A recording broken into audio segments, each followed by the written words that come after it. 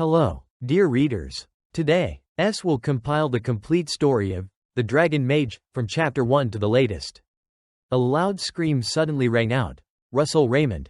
At the crowded eastern gate of the city, guards were stopping a man. One of the guards held up an ID card and looked at the man's name. Then, with a slightly hesitant gaze, he looked at the man's face once more. Inside the guard's mind, a storm was rising. Raymond? Isn't that a founding noble family? The man before him had a dirt-stained face, ragged clothes, and blazing red eyes. This was the main character, Russell Raymond, a noble. The guard looked him up and down. His clothes were torn and dusty. His arms were still wrapped in gauze. Yet despite his appearance, the man's imposing figure and noble aura were undeniable. No matter what he wore, his presence shone through. Why is he dressed like that? They couldn't stop him for long. After checking his ID, the two guards handed it back. You're clear. Go on in. One of them glanced at the man again, then turned to his companion. Hey, do you know who he is? He's from the Raymond family, one of the founding noble houses. The other guard was visibly shocked. Seriously? Then why does he look like that? The two started whispering behind his back.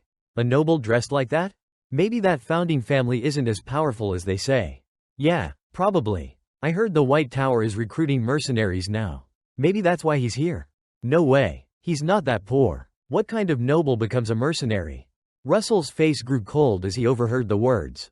He scoffed quietly, stepping into a corner. As if any of that were true, pathetic fools. He was now entering Camelot, the capital, a grand and majestic city filled with simple, peaceful architecture. He moved forward, step by step, with the crowd. Up ahead stood a towering structure reaching the sky. The Magic Tower, home to all the kingdom's mages and guardians.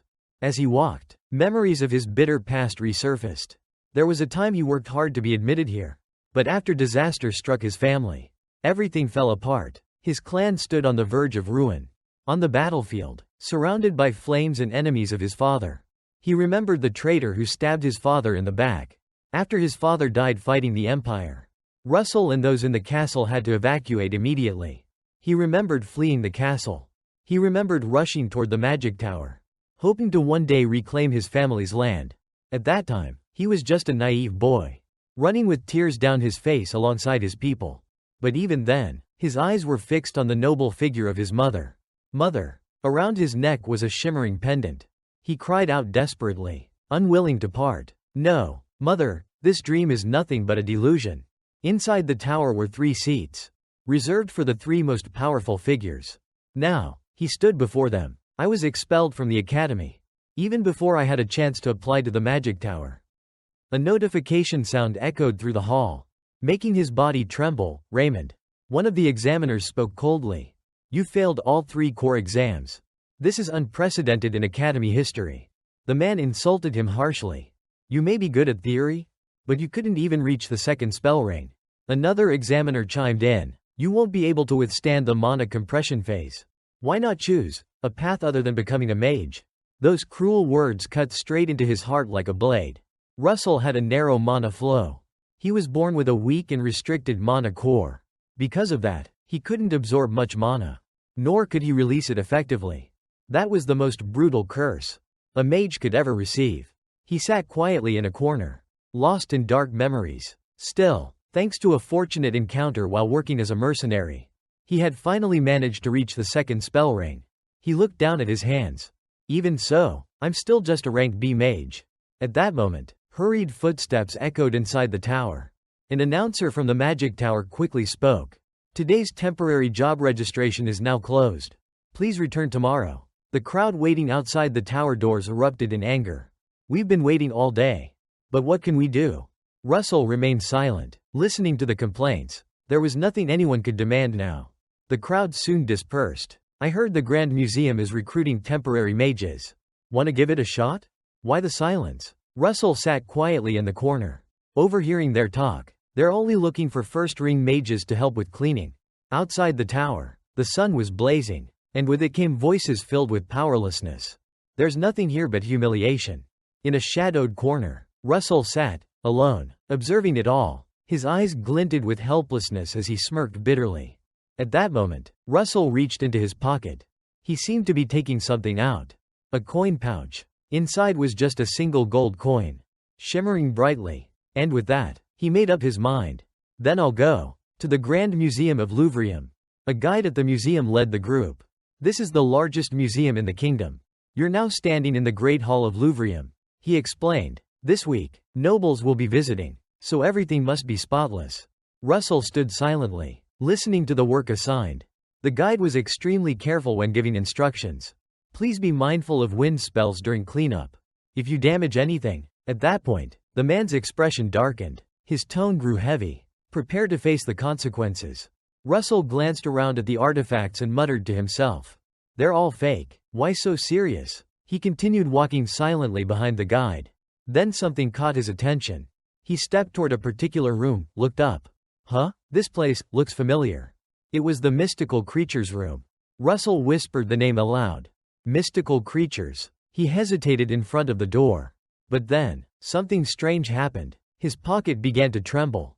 The item his mother had given him when he was a child was now vibrating intensely. He quickly took it out. Why is this shaking all of a sudden? In his hand was the ring from his mother. The one she gave him when he was young. It trembled violently in his palm. Mother's ring. At that moment, the room itself felt strange. Russell looked up again, uneasy, unsure whether he should enter. But his body moved on its own. His legs stepped forward involuntarily, as if fate itself was pulling him in. The guide, meanwhile, looked around in confusion. Huh? Someone's missing. Russell Raymond? He frantically searched for Russell's shadow. But Russell had already entered the mystical creature's room, and now stood before a giant skeleton. The ring in his hand was vibrating more violently than ever. Russell began to sense a strange frequency. Mother, what are you trying to say to me? Please, speak to me? His eyelids closed on their own. Within the space inside the ring, a memory resurfaced. He and his mother had once entered this room when he was just a child. Back then, he had been a cheerful, mischievous little boy. Suddenly, the boy had noticed something in the room. He tugged on his mother's hand and pointed toward a narrow path. A small, secret-looking hallway. Then, Russell's eyes snapped open. He began following the memory, recalling his childhood steps. He walked up to a glass display. In front of him, the ancient dragon heart. It was there, glowing, and the ring. It seemed to share a mysterious connection with that heart. He slowly lifted the ring to eye level. A dragon heart, and a ring that looked like a dragon's eye. Russell carefully slipped the ring onto his finger. A flicker of emotion crossed his heart. Why was mother crying? He didn't understand what was happening. Why did she bring me here? His arms hung limply. The ring stopped vibrating. An ancient dragon heart. A giant skeleton. What's the connection between them? He stood there, silent and motionless. Then he let out a helpless laugh. Maybe I'm just imagining things. His eyes drifted back to the ring. But at that very moment, something bizarre happened. The ring suddenly discharged a burst of blinding lightning. A voice echoed. The heart and the eye converge. Awaken the third eye. You are worthy of becoming a new legend. I grant you another chance. That's when he realized. The wheel of fate had shattered. And the life he had always dreamed of had just begun. A system window appeared before him. Holy Dragon King's Eye is now verifying world data. Status and quest system 4. Russell Raymond, activating. Distant, blurry voices called out. Raymond, Raymond. He stood in a daze. What's happening? That voice. It sounds so furious, yet familiar. Then it hit him. It was an AI voice. His eyelids fluttered open, blurry and slow, and in front of him appeared a scene he recognized. In the blink of an eye, he was back in his school days. Right in the middle of class. A loud slap echoed. The professor slammed a textbook down on his head. Russell flinched and stood up, trembling. Why, yes, sir. The professor's voice was filled with rage. I know your grades are excellent. But how dare you fall asleep in my class? You've got guts. Russell stood frozen, completely confused. His face still looked half asleep. He looked up at the man before him. Dazed. Professor Hubert. His eyes scanned across the room. He looked at a classmate. But that student died long ago. The classmate turned and stared at him. Puzzled, Russell kept looking around the classroom. Other students sneered and snickered at him. What is this? Everything became blurry as his mind tried to process it. He slowly raised both hands and patted his cheeks. Still unable to believe what was happening. His lips trembled as he whispered to himself. Am I back in the past? Sunlight beamed brightly through the classroom windows. Inside that familiar classroom, Russell now stood face to face with his professor. But everything still felt like a dream. I've traveled back in time? Professor Hubert looked at him silently, confused. Then he raised 2 fingers to his forehead. You're acting nothing like yourself today. But regardless, you're still getting punished. Out. Just like that. Before Russell even had time to comprehend what was happening, he was kicked out of the classroom. He found himself walking down a path he knew all too well. Time travel. At that moment, Russell stood face to face with a blurry vision of himself. What kind of magic is this? Can this even be called magic? A voice spoke. When the third eye awakens, you will become the foundation to forge a new legend. So prove yourself worthy. For the future of the new myth, I shall give you another chance. Russell suddenly understood. It really was them. Then he noticed, his hands and feet had vanished. The familiar ring remained floating before him. So this really is another chance? He stared at the ring, stunned. Just then, Professor Hubert opened the door and stepped out. Was it Mother who helped me? The professor glanced at Russell. Without a word, Russell lowered his head in apology. Sleeping in class like that is not acceptable. The professor scolded. I'm sorry, sir, Russell replied sincerely. The professor narrowed his eyes. We need to have a private conversation. Come to my office during lunch. Yes, sir. With that, Professor Hubert turned and walked away. Russell remained standing, head bowed. I'll be waiting, the professor said over his shoulder. Watching that familiar figure walk off, Russell felt an unexpected warmth. How long has it been since I last got in trouble at school? Still, this feeling isn't so bad. That silhouette slowly walked down the long hallway. Suddenly, an angry voice cut through the air. It was the bully from back then. He had returned. He shoved Russell hard by the neck. Russell turned back, eyes furious. What kind of sick joke is this? The bully smirked arrogantly. Joke? You little bastard? His lackey, standing beside him, didn't even bother to talk. He was about to raise his fist. You seem a bit too relaxed. Huh? You piece of trash? Before the lackey could act, someone stopped him. He hesitated. People were watching. Some professors nearby had already taken notice.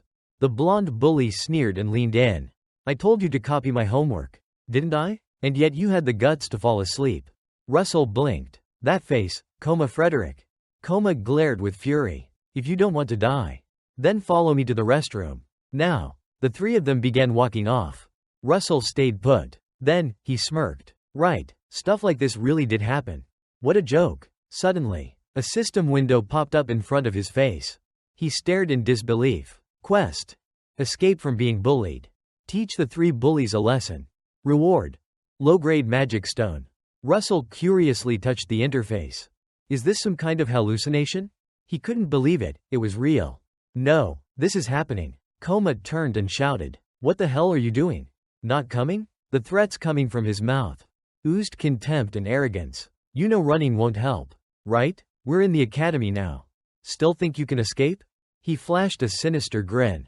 But if you're scared, go ahead and run. Let's see what happens. Russell clenched his fists. Enough. Plans began forming rapidly in his mind.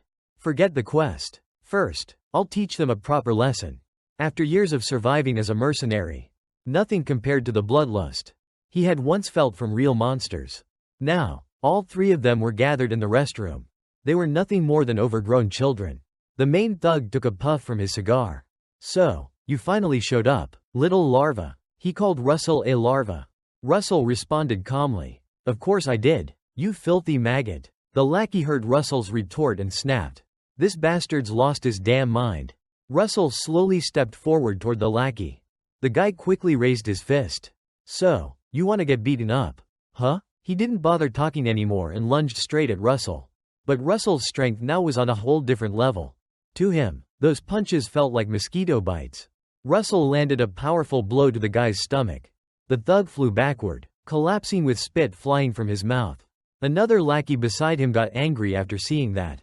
He rushed in and shouted, "You piece of trash!" But before he could finish the sentence, Russell punched him straight in the face. Coma stood there in silence, watching both of his men get taken down one after another. He scoffed. "TCH, seriously?" Then tossed away his cigar. "We're not allowed to use magic in the academy," he muttered. "But I guess you've picked up a few cheap tricks from somewhere." Russell stood quietly, listening to his taunts. Well, what else could you expect? From a fallen noble family? Coma slipped 4 rings onto his fingers. Sure, we can't use magic, but no one said anything about magical artifacts. He clenched his fist and charged. You're dead, punk. But Russell didn't give him the chance.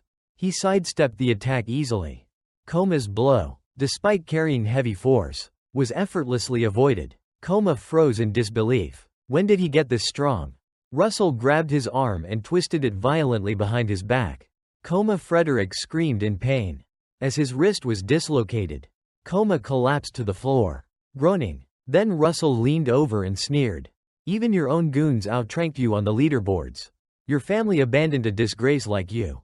When faced with real threats, you cowered like a worm. But against the weak, you acted like a predator. His voice turned colder, sharper. A worthless piece of garbage like you even dared to mention my family? The former bully now looked nothing more than pitiful. Russell, in his eyes, was like a demon. Wait, hold on. But Russell didn't let him finish. He punched him square in the face. No hesitation. Let me explain. A scream echoed through the restroom. Russell walked away, eyes sharp as blades. From now on, behave yourselves, if you don't want to die. All 3 of them lay collapsed on the ground. Russell exited the restroom. Then suddenly, he slumped against the wall. He felt a pang of regret. Did I go too far? His eyes were vacant. My eyes are so tired. Just then, the system window popped up again, grabbing his attention. Low-grade mana stone acquired. Can be consumed. The system materialized a glowing mana stone in his hand. It was small, but sharp. Wait, this thing is edible? Russell hesitated. Does it seriously want me to eat this? He stared at it, unsure. Please don't tell me I really have to eat this. Inside, he was conflicted. People don't eat rocks, right? He looked at it again, nervous. But eventually, he made up his mind. He popped the mana stone into his mouth.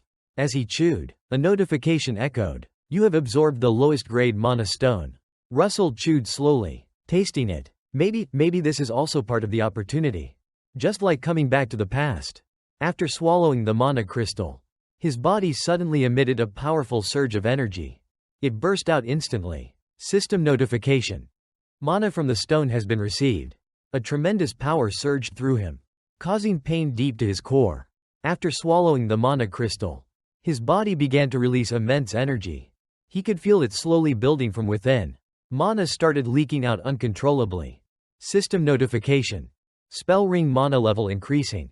His heart pounded rhythmically, and each pulse was absorbed by the magic ring. After a while, the process settled. He had finished absorbing it. The energy finally stabilized. Good, it's under control now. Russell looked at his hands with joy.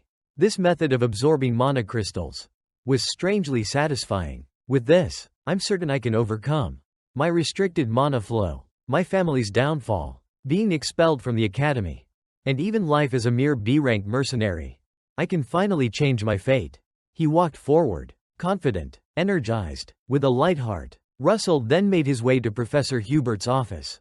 May I come in, sir? Professor Hubert was already waiting. Come in, take a seat, he said calmly. Russell sat down, eyeing the teacups and fine pastries on the table. You're not yourself today, the professor observed. There was something strange about you in class earlier. Are you going through something difficult? He sipped his tea. I've heard rumors that some students have been bullying you. In his previous life, Professor Hubert was the one who always supported him to the end. That kindness. Russell quietly felt grateful. I've always wanted to say this. Ever since I returned from the past. Now confident in his new strength, he responded. You don't have to worry about me, sir. Professor Hubert was surprised. He hadn't expected that reply. Russell smiled. Thank you, Professor. The professor cleared his throat.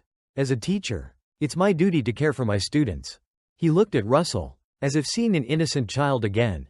Then, he handed Russell a book. Well, you still dozed off in class. That means you deserve a punishment. He opened a page and pointed. This won't be easy. Write a detailed report analyzing pages 62 to 74 of the Advanced Elemental Research text. He closed the book. This section gave even the senior students a hard time. System notification. New quest, complete Professor Hubert's assignment. Rewards based on completeness and the professor's satisfaction. Possible reward. Consumable low-grade mana stone. Russell looked at the system message. Even homework is a quest now? Professor Hubert noticed him pausing. Too difficult? He asked. Russell quickly replied. No, sir. He fully welcomed the challenge. Thank you, Professor. Back in his dorm room, sunlight poured in through the window. Russell sat tiredly in his chair. He had almost finished the assignment. It wasn't hard at all. In my past life, because my mana was limited, I dug deep into theory to compensate for it. Even as a mercenary, I never stopped learning. Russell stared out the window, deep in thought. But this time, there's something just as important as studying. Something critical. Mana flow training. Mana flow is the path that mana travels. Mana is absorbed through breathing, flows through the mana circuit, and gathers in the heart.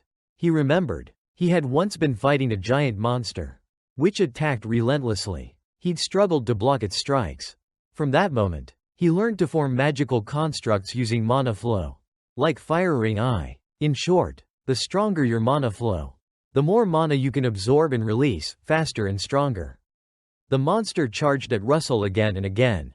At that moment, he realized he could no longer hold out. He quickly summoned a shield. Suddenly, he glanced to the side. The monster had lunged at him from another direction, with overwhelming force, smashing through a boulder that crumbled on impact. My mana flow is too narrow and weak. Russell was sent flying, crashing into the wall. Behind his back, a glow of mana began to radiate. He felt it. Something awakened inside him. Suddenly, he was sucked into a deep pool. Was it fate that sympathized with my misfortune? Or was it simply luck? He collapsed onto cold ground. After regaining consciousness, Russell quickly pushed himself up, his eyes scanning ahead. What lay before him was a vast open field, with a mysterious ancient ruin at its center. Inside, he found 2 spellbooks. He immediately reached out to grab them. The surge of mana from the environment strengthened his body as a mage. Meanwhile, footsteps approached. Someone was running toward him. This abundant mana flow was not just for energy. It tempered the body, reinforcing and expanding the mana circuit. A mage's body could replace its muscles with streams of flowing mana. In other words, the stronger the body, the stronger the mana flow. As an adult, his body wouldn't change much. But now, his body was still growing. The benefits would be far more noticeable. This time, I'll overcome my limited mana flow. Under the orange light of sunset in the academy courtyard, Russell was training with all his might. His energy was drained. After a long session, he panted heavily. So tired. I think that's enough for today. System notification. Mana flow training quest, abundant stream, run 5 kilometers. Progress 0.055 kilometers. Russell stared at the screen in disbelief. Wait, that's all I've done? Special notice. You can only complete this quest once per day. Required distance scales with your mana flow level. Once your flow reaches a certain tier, the quest will disappear. Russell snapped back. Why so urgent? Sweat dripped down his face. Fine, I'll run. I've finally been given this chance. I won't waste it. He started running again. The farther he went, the harder it became. His legs trembled. His entire body felt paralyzed. He just wanted to collapse. But when he checked the system, the progress bar still wasn't enough. Damn it. He leaned over, gripping his knees, gasping. Just a little more. With everything he had left, Russell sprinted forward. Quest complete. Reward granted. He collapsed on the ground. I can't move anymore. From a distance, someone was secretly watching him. How the hell am I supposed to get back to the dorms like this? That shadow looked at him, with jealousy in their eyes. It's pointless effort. Russell Raymond. Meanwhile, Professor Hubert looked down at a stack of papers on his desk. He nodded in silent approval. To think, he could form such insightful conclusions from only academic references. Still, he questioned Russell again, just to be sure. Did you prepare this report yourself? Russell confidently nodded. Yes, sir, I swear on my mana. Hubert raised an eyebrow. A mana oath. Huh, that kind of confidence. Russell's face was beaming with excitement. Even after swearing an oath so boldly, he didn't waver. Professor Hubert, satisfied with Russell's sincerity, didn't press further. He simply picked up the report and smiled. I'm very pleased with your work.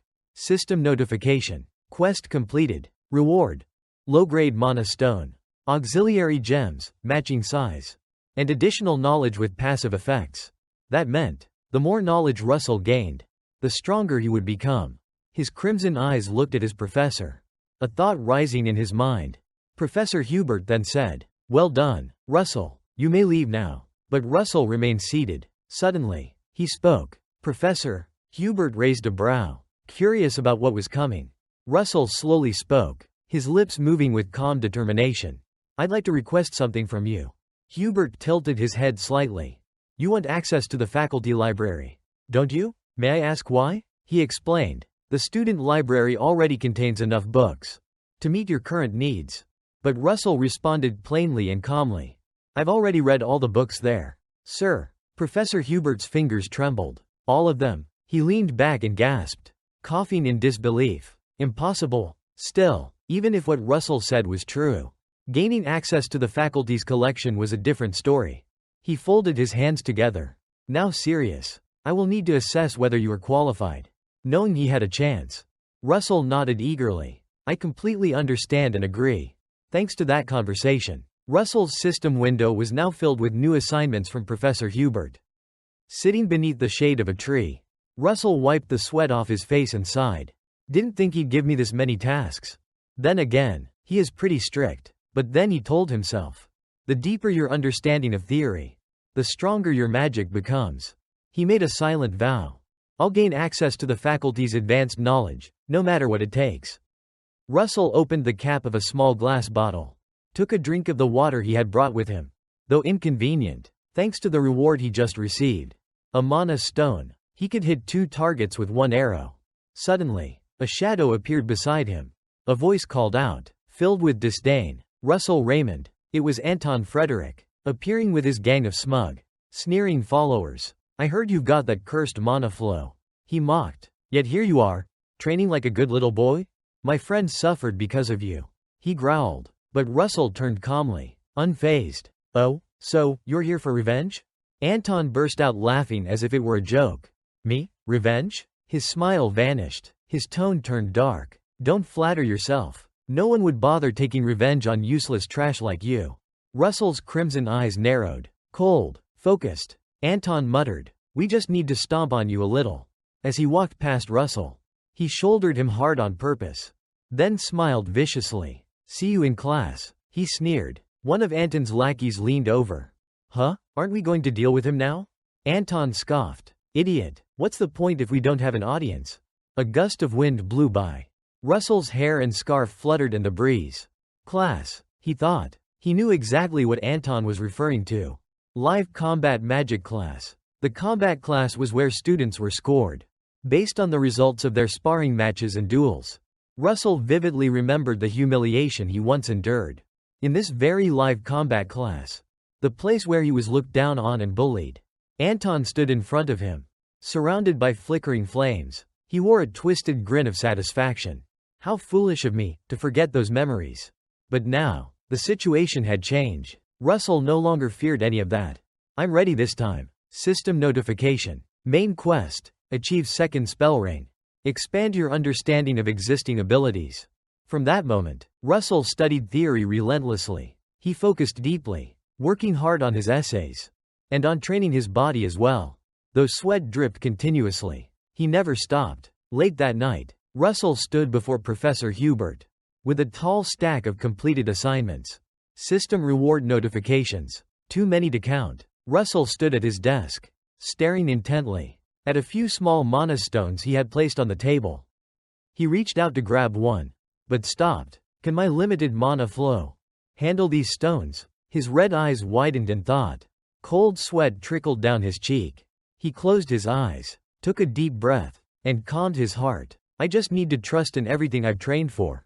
Then, without hesitation, he bit down on the mana stone, chewing it like before. At first, nothing happened, but suddenly, a surge of magic erupted like fire. A white light exploded around him, sending his body swaying. Russell's eyes turned completely white. He felt the heat coursing through him. His body felt like it was burning. His knees buckled slightly. The fire mana within him raged, overflowing. "I need to establish a mana flow, fast." He gripped his face, focusing with everything he had. "I must find the path of the flow." His hands touched his chest, centered around the core of power in his body. He clenched his teeth, concentrating fully to follow the process. Rotate the flow. Form the spell ring. His heart pounded inside the blaze. The mana circle began to form. If I fail, my heart won't survive it. The magic formation was complex, growing larger and more intricate. Russell exhaled slowly, repeating to himself, I've made my decision. He regulated his breath, in and out, guiding the mana into the core. His hand rested over it, keeping the magic from spiraling out. I must claim this, no matter what it takes. Boom! A beam of mana blasted through the window of Russell's room, lighting up the midnight sky. He felt something completely new.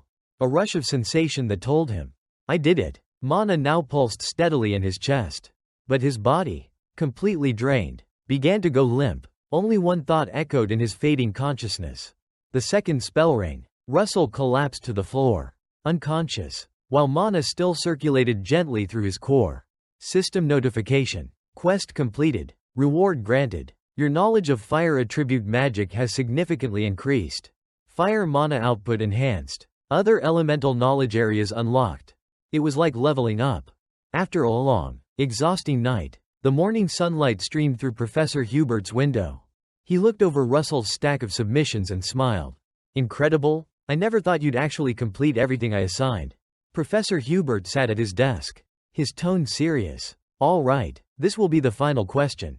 Before speaking further, he paused, weighing his words carefully. This question is more fundamental than all the others. More grounded in reality. Then, Hubert asked, among the 4 structures that form the foundation of magic, which one is the most important?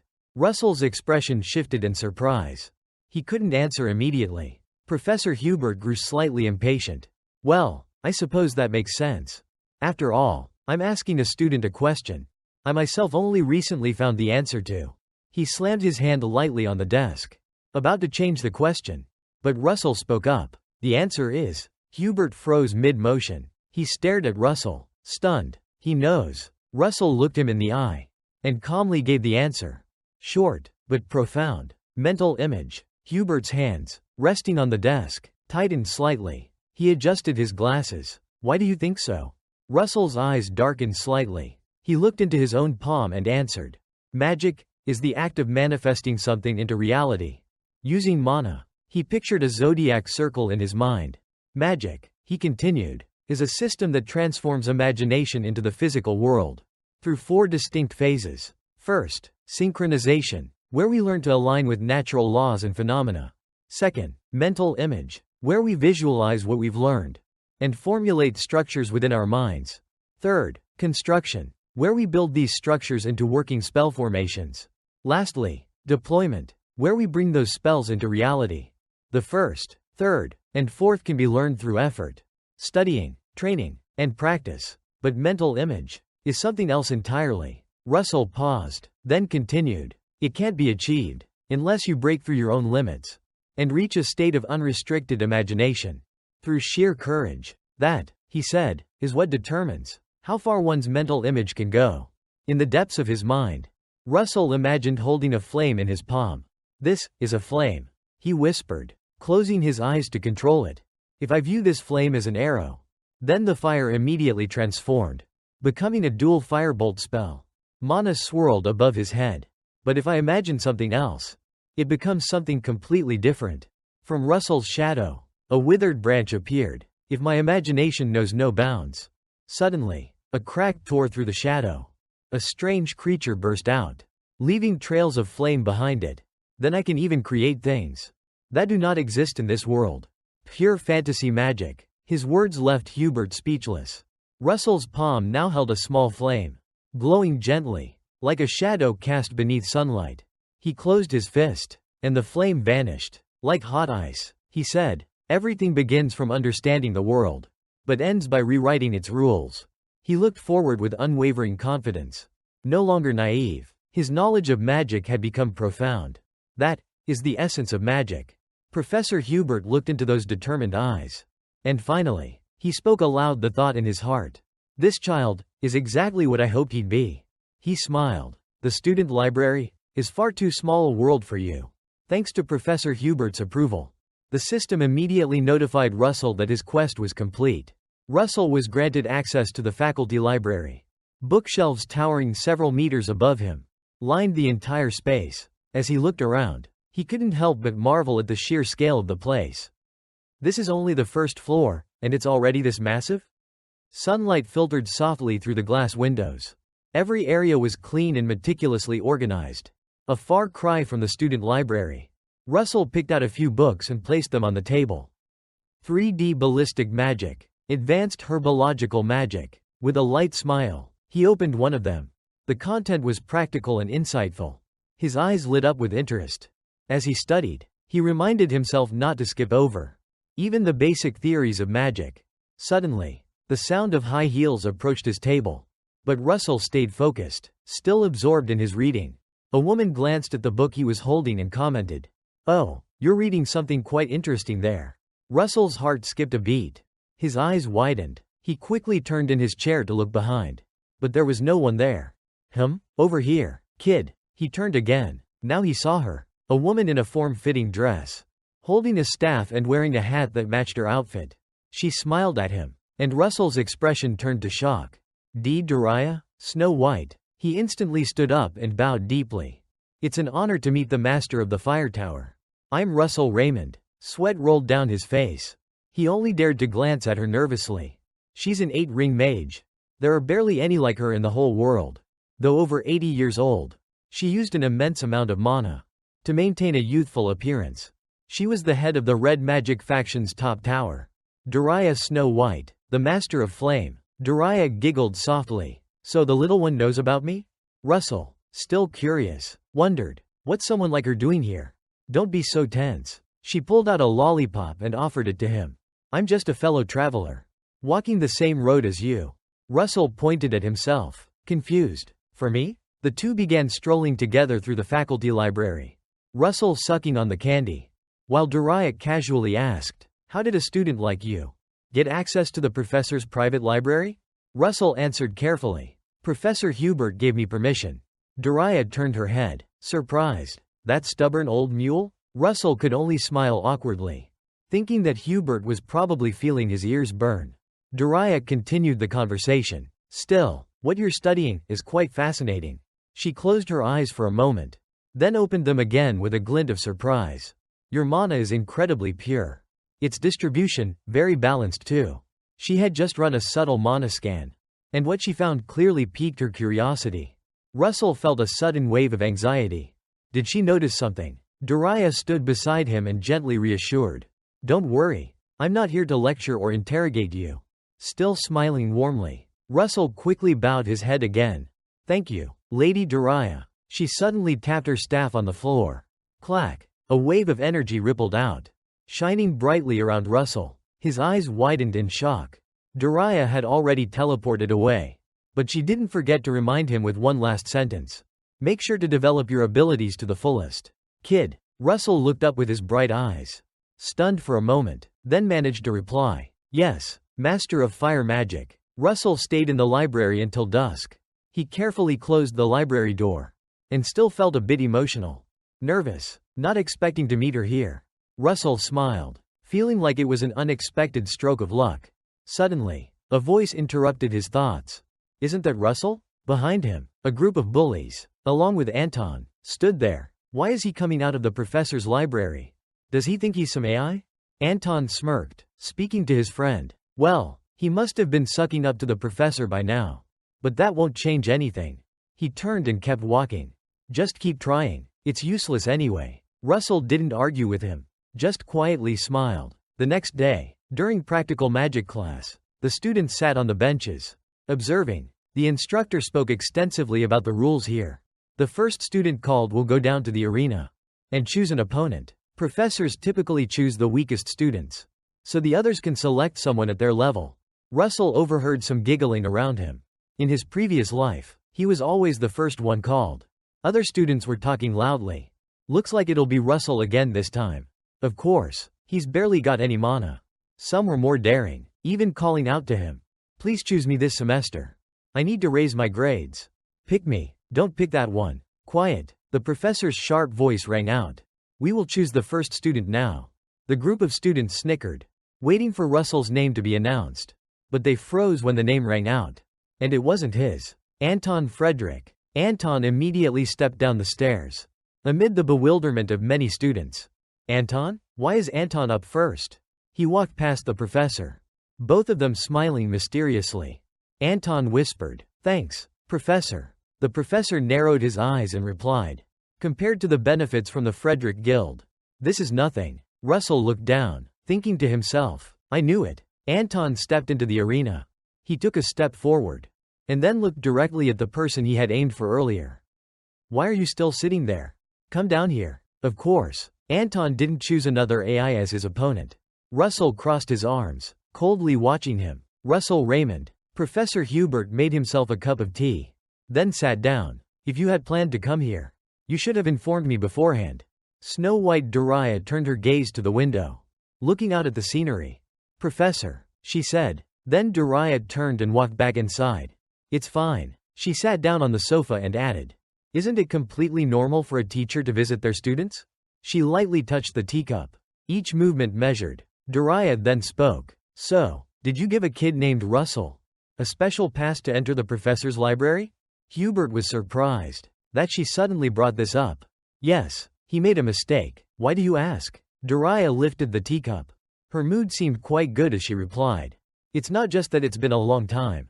I've never seen something so rare before." Hubert misunderstood Dariah's meaning, which made him worry. He looked down at his hand.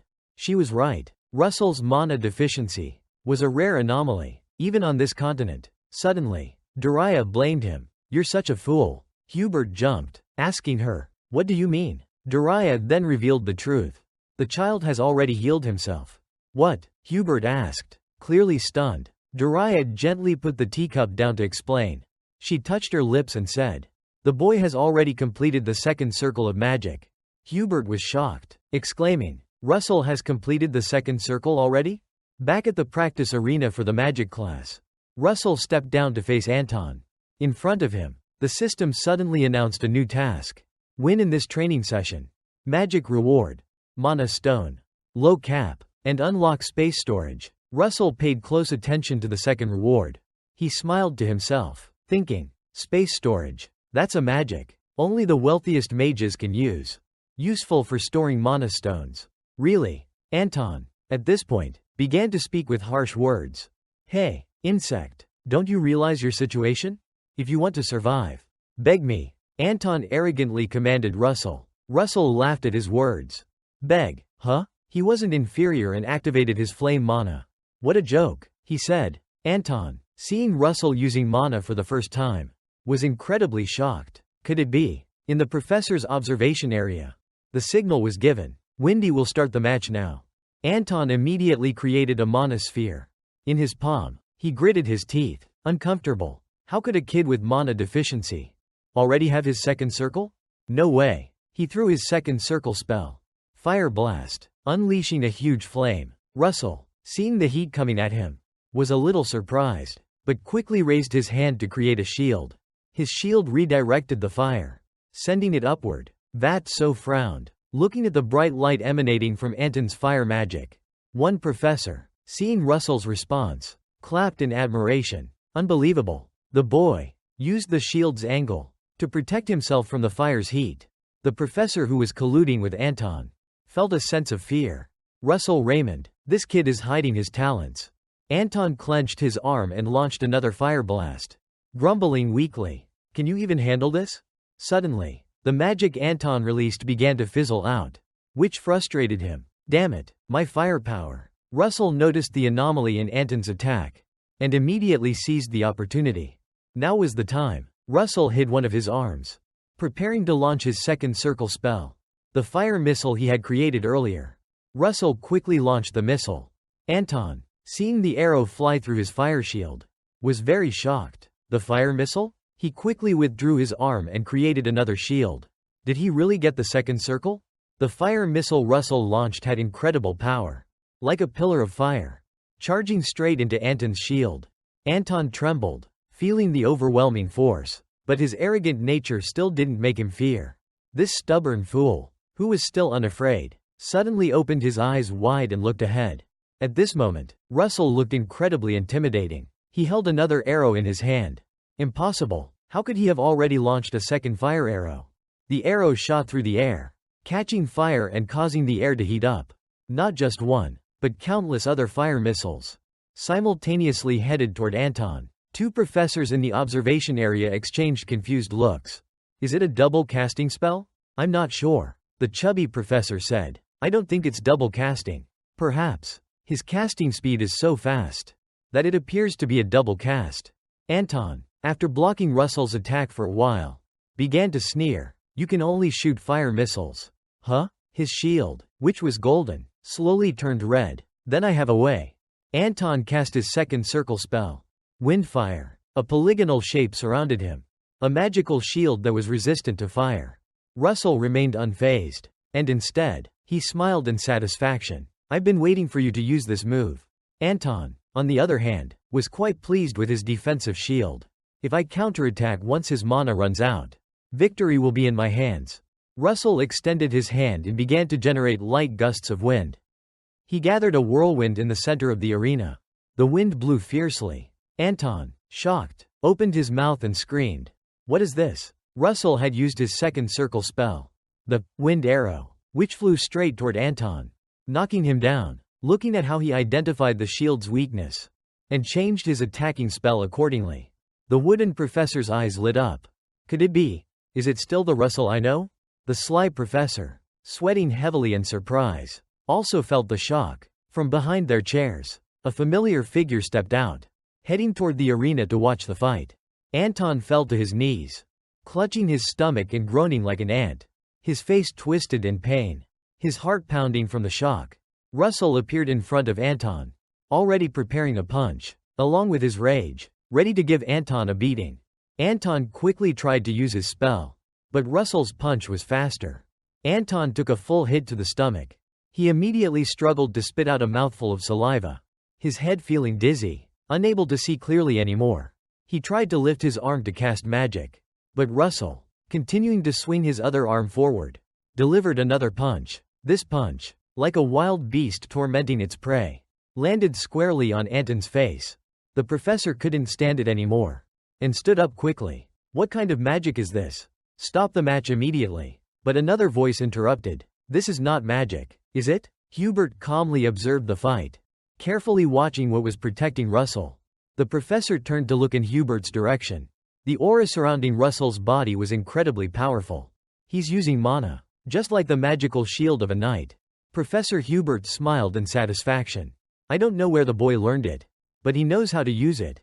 Russell landed another punch on Anton's head, the force amplified by the magic shield, making it extremely powerful. Russell's voice rang out. You found a way, Russell. At the same time, he gathered all his strength, and the energy was terrifying, creating a golden aura around him.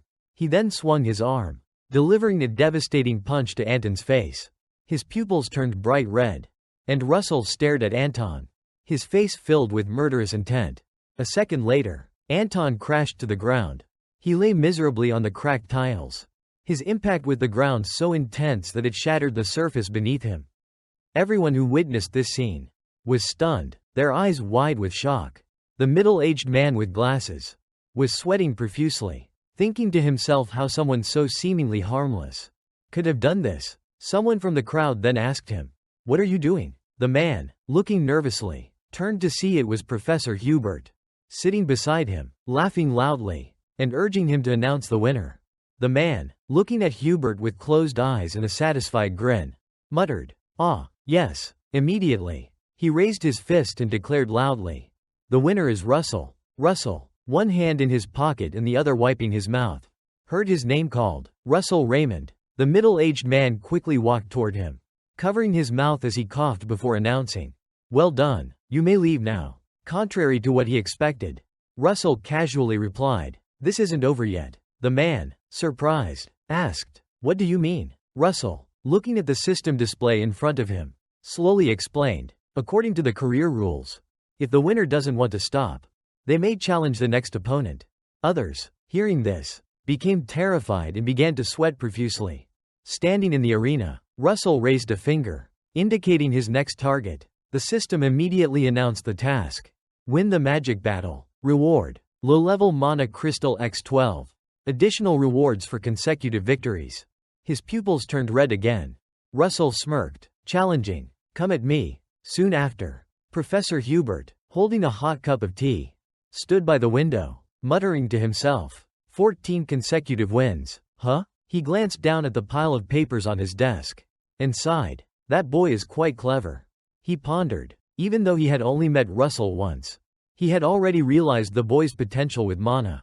Looking at himself through the teacup, he wondered, how could that boy develop so quickly?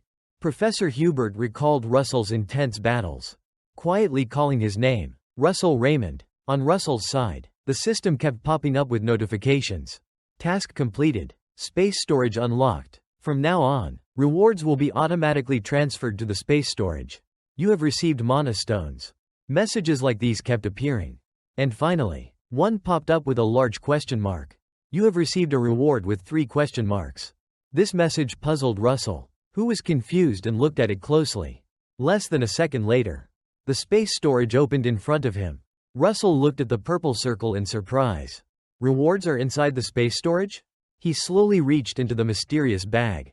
Suddenly, he felt something strange, and spoke without words. Russell pulled out a long ancient map, with a red cross marked on it. He hesitated. Is this a map? The system quickly updated, showing the next task notification. The location marked on the map has a task for you to complete. Once you reach the location, light will guide you. Reward for completing the task. Medium-level Mana Stone X15. Note: use after acquiring the 3rd circle. Russell stared at the final sentence, pondering. Use after acquiring the 3rd circle? What does that mean? He recalled the circle full of strange symbols, and the red-orange hues. He couldn't help but think deeply. The 3rd circle. Before regressing, he had tried countless times, but never reached that level. Would he be able to do it this time? He looked at the map in his hand, still unsure where the marked location was. Where is this place? Russell climbed the stairs and looked for a book in the library. If he could make use of the information in the professor's library, perhaps he would find a clue. He finally gathered a stack of books, filled with hope, hoping he would find something useful. Excited, he opened one of the books to read. The first entry was about the outer region of the Endimion kingdom. He turned the page, and the next one was about the empire's border. But he still couldn't find what he was looking for. His face fell. Surely, this must mention something, he muttered as he flipped through thousands of books. But Russell had to cover his face and sigh. There's nothing that matches the location on the map. He walked out in frustration, rubbing his chin and cursing under his breath. How much time have I wasted searching for this place on the map? Then, it hit him. I'll focus on reaching the 3rd circle first. Just as he thought this, he looked up, and saw everyone standing in 2 rows in front of him, whispering about him. That's Russell. Look. Russell squinted and looked down. I'm not being hated or bullied anymore. Though he smiled, his heart was heavy. Still, he remained a lone wolf. Suddenly, someone called his name. Russell Raymond. He turned his head, and saw Professor Hubert walking towards him, placing a hand on his shoulder, bending down to ask, "Can I talk to you for a bit?" Russell was momentarily surprised by this request. He looked at him and let out a small sound of acknowledgement. He wished he could give the professor a big smile, excitedly replying, "Yes, of course." Outside, the sky was clear, sunlight filtering through the lush green leaves.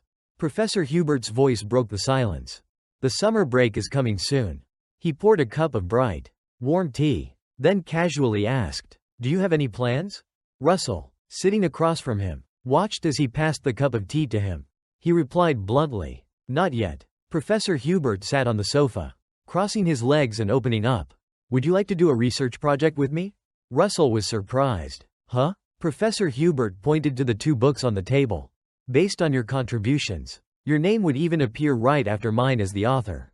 He asked, "What do you think?" Russell leaned over to pick up one of the books, and after a moment, his eyes widened in shock. Professor Hubert noticed his reaction, and asked, "What's going through your mind, Russell?" Russell quickly closed the book, stammering, "Sorry, Professor." He didn't hesitate to gently decline. "Actually, I have other plans for the summer."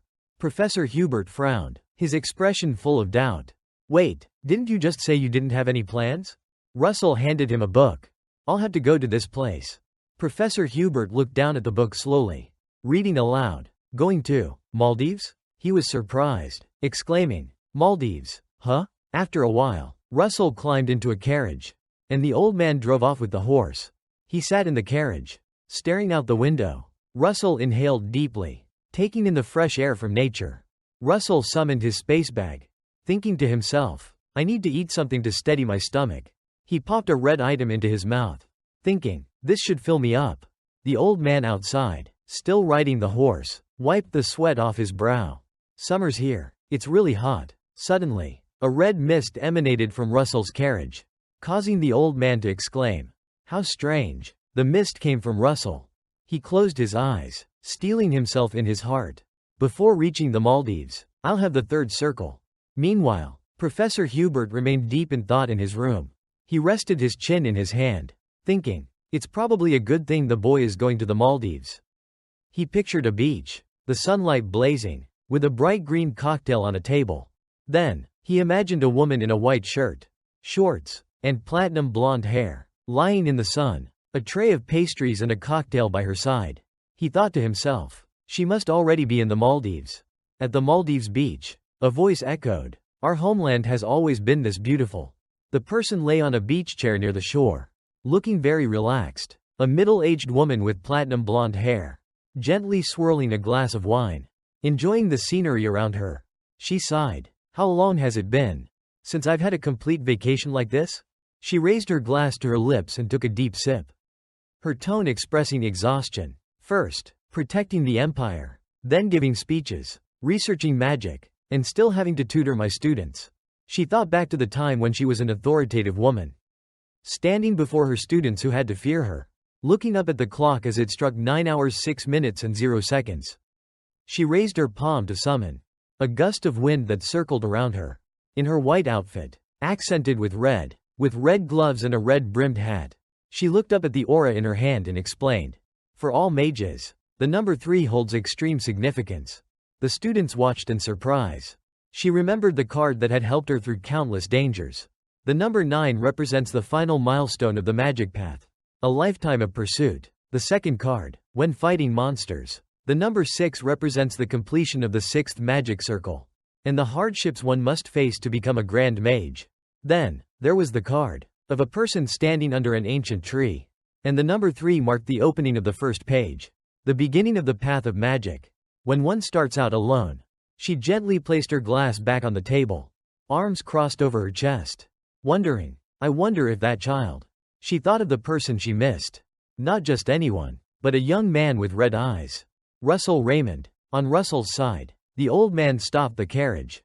Finally here, sir, he called. Not seeing Russell get out, the old man grew worried. Why hasn't he gotten off yet? He hesitated, calling out, sir, you can get off now.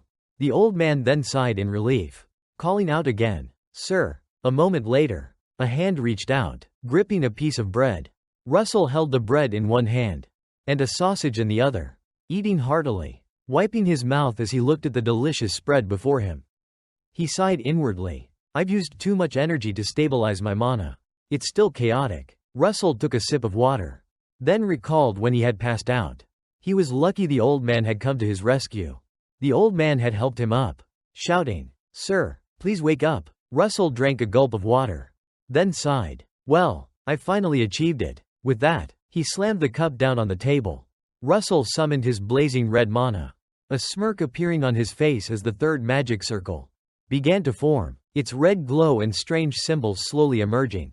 He was somewhat surprised by his own power, not expecting to break through his personal limits. Just a few months ago, when he first came back, he had tried countless times, but had never reached that level. Could he really do it now?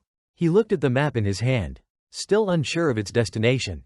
Where exactly is this place? Russell climbed the stairs, searching for a book in the library.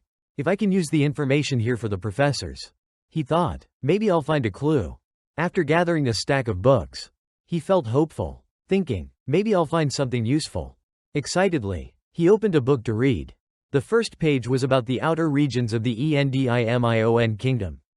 He turned to the next page, and it detailed the empire's coastal regions. But he still couldn't find what he needed. His face dropped. It should mention something here. He muttered as he flipped through the pages. But after going through thousands of books, Russell couldn't help but cover his face in frustration. There's nothing that matches the location on the map. He walked out, rubbing his chin and cursing under his breath. I've wasted so much time looking for this location on the map. Then he had an idea. I'll focus on reaching the third magic circle first. As he thought about this, he looked up, only to see everyone standing in 2 rows, whispering about him. That's Russell. Look. Russell squinted and looked down. I'm no longer being hated or bullied. Though a smile spread across his face, he felt an emptiness inside. He was still a lone wolf. Suddenly, someone called his name. Russell Raymond. He turned his head and saw Professor Hubert walking toward him, placing a hand on his shoulder and leaning in to ask, "Can I talk to you for a bit?" Russell was briefly surprised by the request, looking at him and letting out a soft sound of acknowledgement. He wished he could give the professor a bright smile, eagerly replying, "Yes, of course." Outside, the sky was clear, sunlight filtering through the lush green leaves. Professor Hubert's voice broke the silence. The summer break is coming soon. He poured a bright, warm cup of tea, then casually asked, "Do you have any plans?" Russell, sitting across from him, watched as he handed him the tea. He replied bluntly, "Not yet." Professor Hubert sat down on the sofa, crossing his legs and continuing, "Would you like to do a research project with me?" Russell was taken aback. "Huh?" Professor Hubert pointed to the 2 books on the table. "Based on your contributions, your name would even appear right after mine as the author." He asked, "What do you think?" Russell leaned over to pick up one of the books, and after a moment, his eyes widened in shock. Professor Hubert noticed his reaction and asked, "What's going through your mind, Russell?" Russell quickly closed the book, stammering, "Sorry, Professor." He didn't hesitate to gently decline. "Actually, I have other plans for the summer." Professor Hubert frowned, his expression full of doubt. "Wait, didn't you just say you didn't have any plans?" Russell handed him a book. "I'll have to go to this place." Professor Hubert looked down at the book slowly, reading aloud, "Going to Maldives?" He was surprised, exclaiming, "Maldives, huh?" After a while, Russell climbed into a carriage, and the old man drove off with the horse. He sat in the carriage, staring out the window. Russell inhaled deeply, taking in the fresh air from nature. Russell placed his hand on a pillar, its roots creeping up, feeling how long it must have been there. Suddenly, an odd noise caught his attention, and he perked his ears to listen. Turning, he saw a golden light shining in the center of a gate, guarded by 2 stone statues. He muttered, "Here it is. I've been wondering where you've been. And now I see it's here." Russell slowly approached, his pace quickening. Then, he felt something strange behind him, a wave of unease flooding his mind. "Damn, I let my guard down." His brows furrowed as he glanced over his shoulder. "I should have sensed it earlier."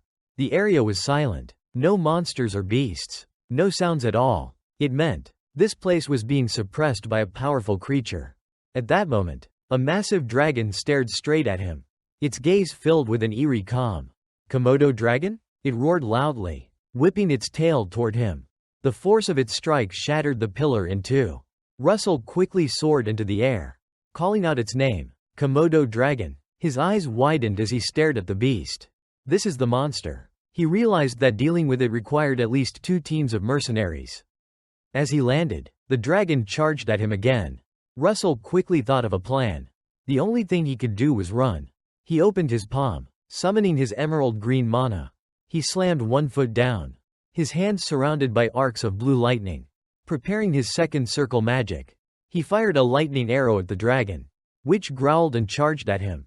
Russell gritted his teeth, gripping his sharp weapon in his hand, and used all his strength to strike at it. The arrow flew straight into the dragon's forehead. The beast roared in pain, howling as the electric aura surrounded it. Russell seized the opportunity, running away quickly. "I bought myself some time with that shot." He raced toward the stone gate he had seen earlier. "I'm going straight for the stone gate." Suddenly, 2 spears crossed, forming the symbol of 1, and a voice rang out. "Prove that you are worthy to pass the gate with your mana." Russell stood frozen, his mouth agape at the sight, cursing under his breath. What the hell?" He glanced back at the dragon, still roaring and closing in. "This is bad. I'm blocked by these 2 spears." He thought to himself, "I can't get through." Russell stomped his foot onto the ground, generating a burst of red energy. If I can't avoid it. He raised his left hand, his right fingers touching his left wrist, summoning golden mana. His pupils turned golden, and his body was enveloped in a deadly red aura. I just need to carve my own path. From his wrist, he formed a fiery arrow. As the red energy swirled around him, the 2 red gemstones on the gate began to absorb his mana. Suddenly, the dragon opened its eyes wide, appearing to be affected by something, its movements slowing as it lowered its head. Russell aimed the fiery arrow at it, but the dragon didn't move. Why did it stop? The dragon suddenly stood tall again, causing Russell to freeze in surprise. It stomped 1 foot hard on the ground. Then its body collapsed, bowing its head before Russell. Russell, now more confused than ever, watched as the 2 spears in front of the gate opened. A voice boomed, "You have proven yourself worthy." The gem on the gate flared brightly, releasing an incredibly powerful aura in front of Russell. After a moment, he held his head in frustration, muttering to himself, my head." When he opened his eyes and looked around, he was taken aback. The scenery had changed unexpectedly. He placed his hand on a clear ice slab, able to see his reflection through it. He quietly asked, "Ice?" He knelt down on the icy ground, surrounded by giant stone statues, and wondered aloud, "Where am I?" Looking around, he thought, "Is this teleportation magic? I was just in a cave." When suddenly, a strange noise caught his attention. He looked up and saw a strange, fiery weapon, tied up with several chains. The system popped up. Task 2. Defeat all the ice golems in the area and pass the Firegate challenge. Secret reward. Mid-level mana stone x15. Russell gasped. Ice golems? Huh? He glanced over at the stone statues, which were slowly starting to move. The golems, he muttered, realizing they were breaking through the ice covering their bodies, strongly and violently. The ice golems immediately surrounded Russell, forming a tight circle. Russell panicked. I have to take all these guys down? Without wasting another second, he summoned a fire missile in his hand, swung it toward one of the golems. This is getting way too intense. The fiery missile flew straight toward the chest of one of the ice golems. Russell watched as the dust and smoke filled the air, calculating the damage he'd done. I need to destroy their cores. The flames and ice quickly turned to ash. In a split second, a word flashed through his mind. The golem he hit earlier suddenly got back up. Russell looked at its chest, fearing that he had only made a crack in its defenses. Damn, he gritted his teeth, staring at the situation. How tough is this ice? He raised his hand and summoned another spell. If fire doesn't work, he immediately summoned a gust of wind around him.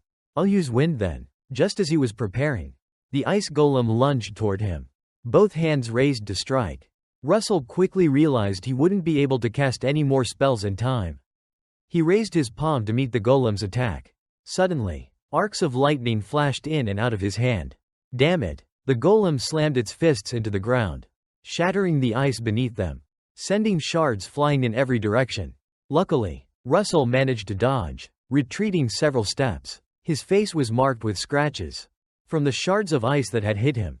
As he caught his breath, he remembered the system's earlier message. Eliminate all golems in the area and overcome the Firegate challenge.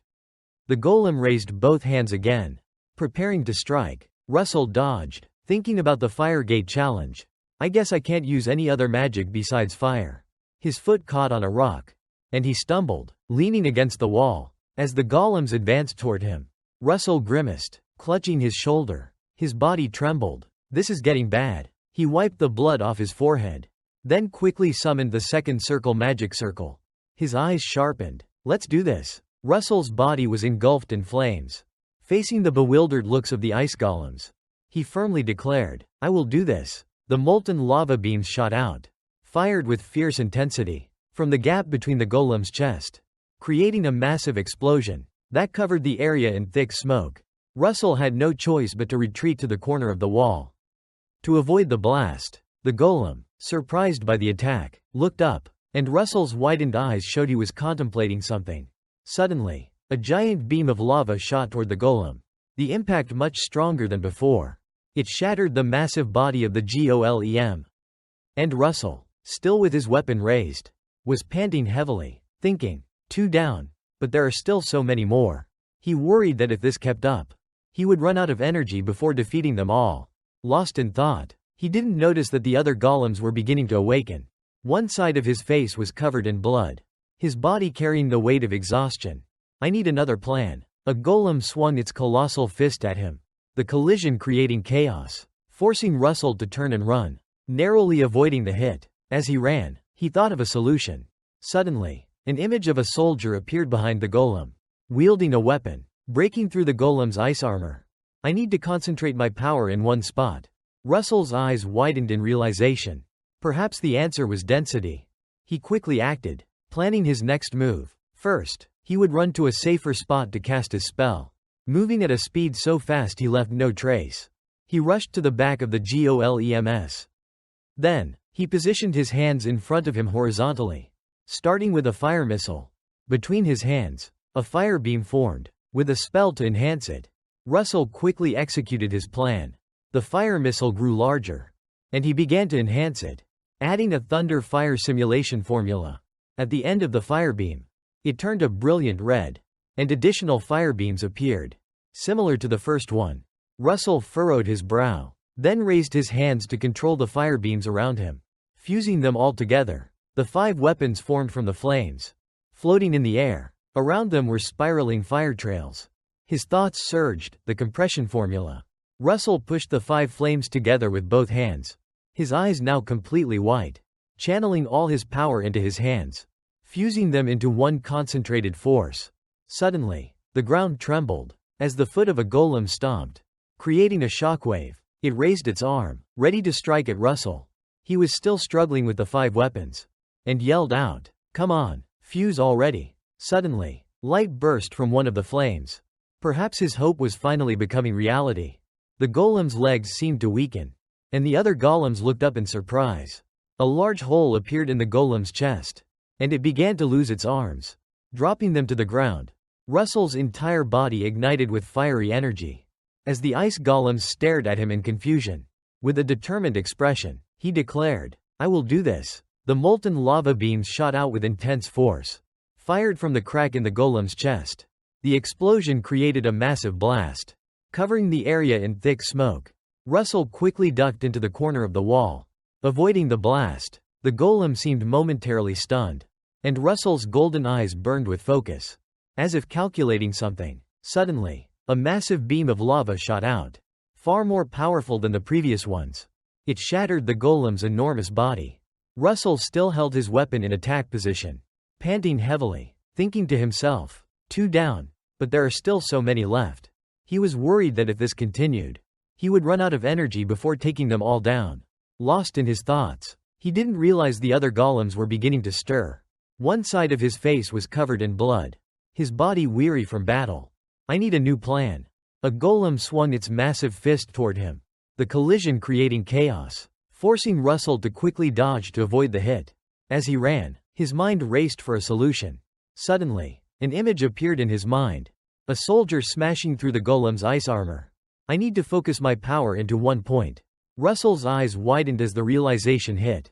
The answer was density. He quickly acted, preparing his next move. First, he dashed to a safer position, moving so fast that he left no trace.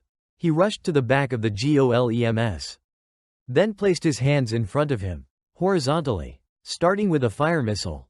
A beam of fire formed between his hands, with a spell to enhance it. Russell executed his plan swiftly. The fire missile grew larger, and he added a thunder fire simulation formula. At the end of the beam, it turned a brilliant red, and more fiery beams appeared, matching the first one. Russell's eyes narrowed as he raised his hands, controlling the fire around him, fusing it all together. The 5 weapons formed from the flames, floating in the air. Surrounding them were spiraling fire trails. His thoughts surged, the compression formula. Russell pushed the 5 flames together with both hands, his eyes now completely white, channeling all his power into his hands, fusing them into one concentrated force. Suddenly, the ground trembled, as a golem stomped its foot, creating a shockwave. It raised its arm, ready to strike at Russell. He was still struggling with the 5 weapons, and yelled out, "Come on, fuse already." Suddenly, light burst from one of the flames. "Finally, my hope is coming true." The golem's legs seemed to give way, and the other golems looked up in surprise. A large hole appeared in the golem's chest, and it began to drop its arms, crumbling into pieces. Russell stood still for a moment, his face exhausted. I did it. His body collapsed to the ground amidst the debris, finally resting after a brutal fight. The gem on the gate flared up, emitting a powerful aura right in front of Russell. After a brief moment, he held his head in frustration, muttering, "My head." Opening his eyes, he was taken aback by what he saw. The scenery had changed completely. He placed his hand on a clear ice slab, able to see his own reflection through it. Softly, he asked, "Ice?" He knelt on the icy ground, surrounded by towering stone statues. Wondering, "Where am I?" He glanced around, thinking, "Is this teleportation magic? I was just in a cave." When suddenly, a strange noise drew his attention. He looked up and saw a strange, fiery weapon, bound by chains, and the system notification appeared. Task 2. Defeat all ice golems in the area and overcome the Firegate challenge. Secret reward. Mid-level mana stone x15. Russell gasped. Ice golems? Huh? He glanced at the stone statues, which were slowly beginning to move. The golems, he muttered, realizing they were breaking free from the ice that had covered them. With tremendous strength, the ice golems immediately surrounded Russell, forming a tight circle. Russell felt panic rise. I have to fight all these things? Without wasting another second, he summoned a fire missile in his hand, swung it toward one of the golems, and thought, this is getting way too intense. The fiery missile flew straight toward the chest of one of the ice golems. Russell watched the dust and smoke fill the air, calculating the damage he'd done. I need to destroy their cores. The flames and ice quickly turned to ash. In an instant, a word flashed in his mind. The golem he hit earlier suddenly got back up. Russell stared at its chest, fearing that he'd only created a crack in its defense. Damn, he gritted his teeth, staring at the situation. How tough is this ice? He raised his hand and summoned another spell. If fire doesn't work, he immediately summoned a gust of wind around him. I'll use wind. Then, as he prepared, the ice golem charged toward him, both hands raised to strike. Russell quickly realized he wouldn't be able to cast any more spells in time. He raised his palm to meet the golem's attack. Suddenly, arcs of lightning flashed in and out of his hand. Damn it! The golem slammed its fists into the ground, shattering the ice beneath them, sending shards flying in every direction. Luckily, Russell managed to dodge, retreating several steps. His face was marked with scratches from the shards of ice that had hit him. As he caught his breath, he remembered the system's earlier message. Eliminate all golems in the area and overcome the Firegate challenge. The golem raised both hands again, preparing to strike. Russell dodged, thinking about the Firegate challenge.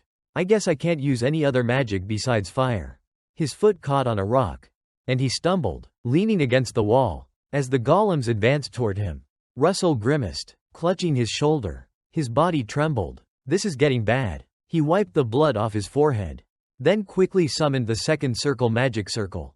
His eyes sharpened. Let's do this. The system notification popped up. Your understanding of the fire element has surpassed its limits. Your knowledge of the fire element has increased to an advanced level.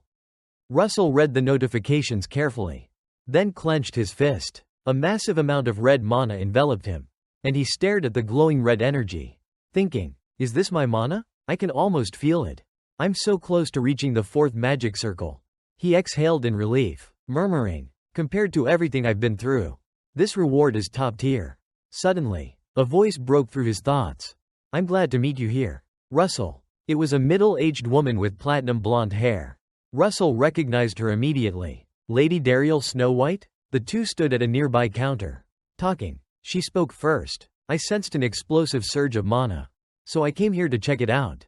As she spoke, she handed Russell a drink. Noticing him there, he smiled and replied, thank you, Lady Snow White. I didn't expect to run into you here. Tower Master. She looked at him with sharp eyes.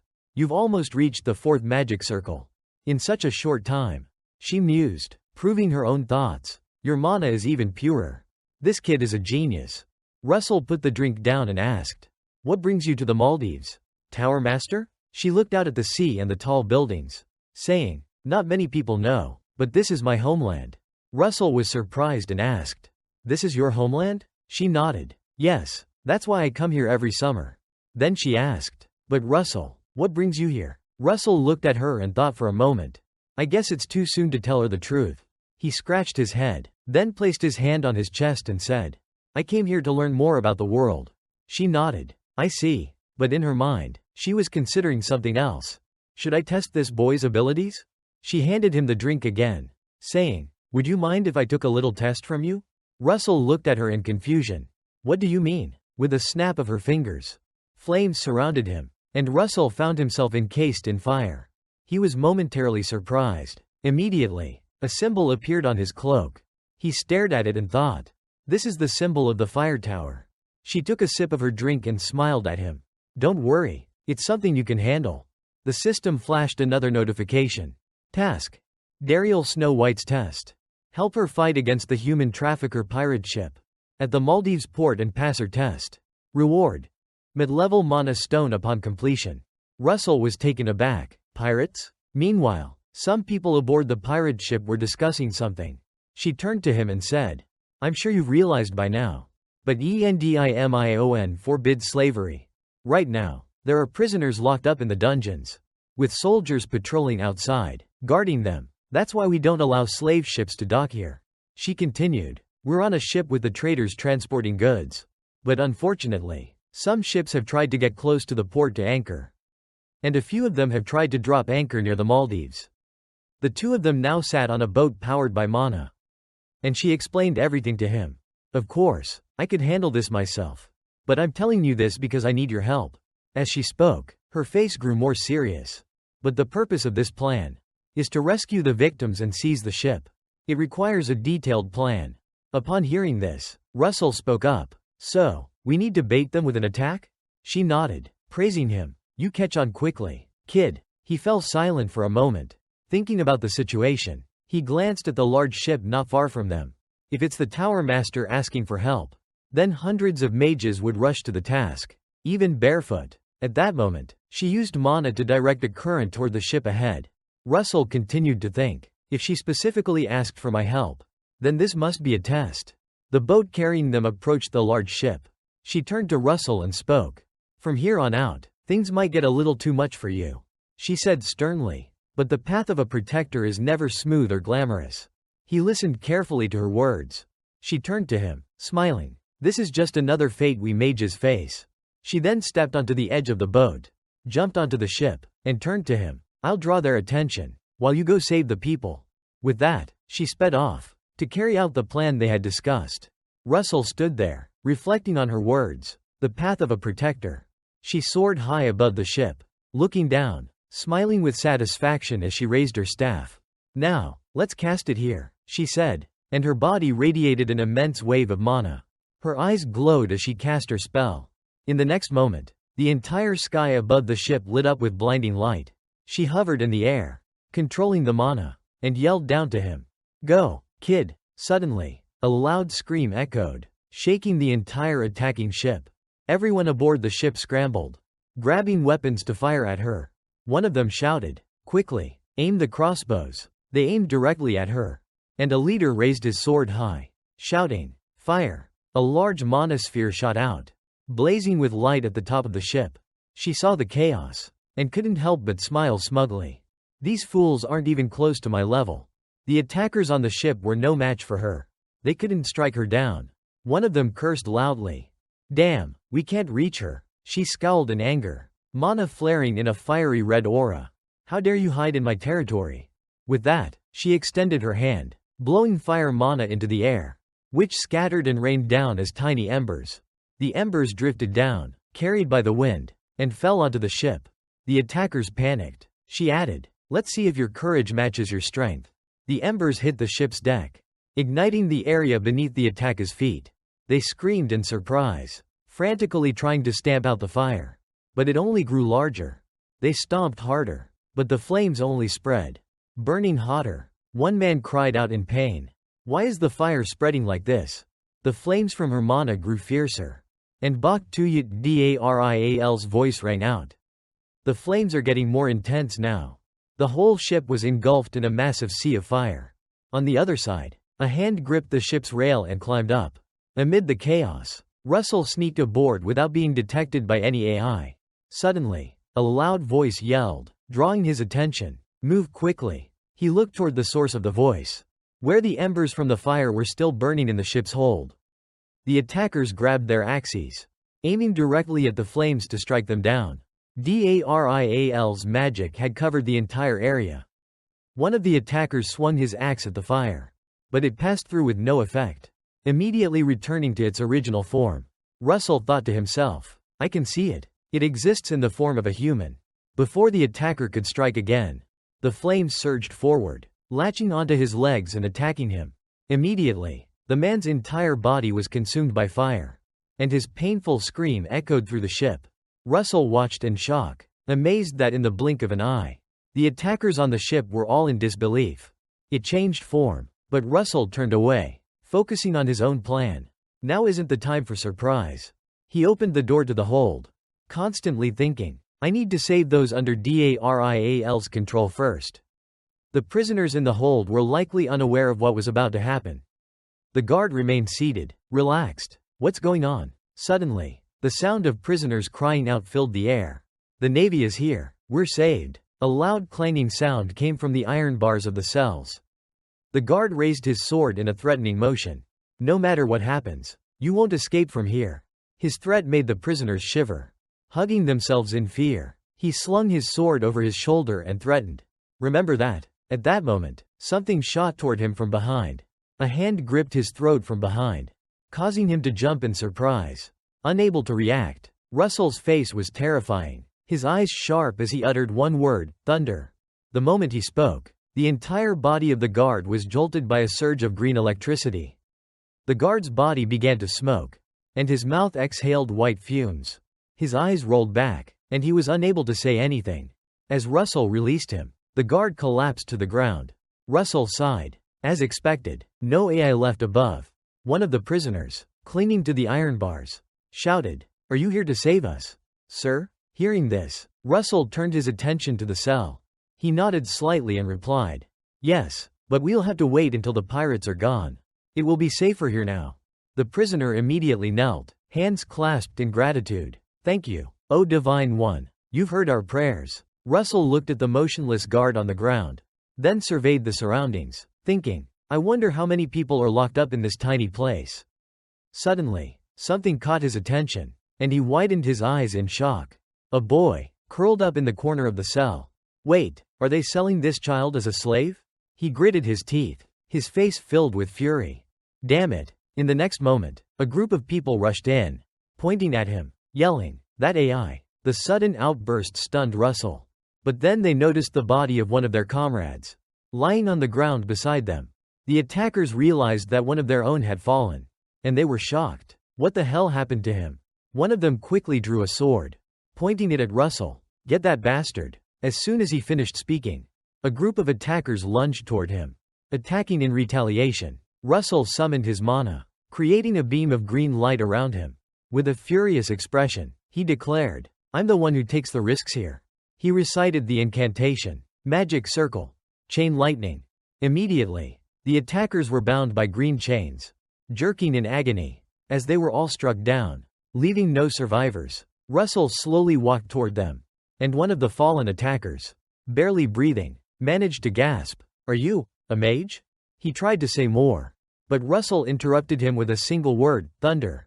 The man was instantly electrocuted, his body smoking as he fell silent. Russell moved toward a nearby cell, gently pushing the door open. He stood in front of the iron bars and spoke. "This is the cell?" Inside, it was dark. A voice called out, "Are you from the fire tower?" Russell raised a glowing fireball in his hand, illuminating every corner of the space. As his gaze fell on the prisoner, he realized it was an ELF. The elf stood up and said, "So, you're from the fire tower, huh?" Russell recalled the symbol on his cloak, and it clicked. That's why they recognized it. He placed his hand on his chest and answered, "No, I'm not a member of the fire tower." Before he could finish, the elf cut him off. "It doesn't matter." He stood in front of the bars, his expression arrogant. "Open this door for me."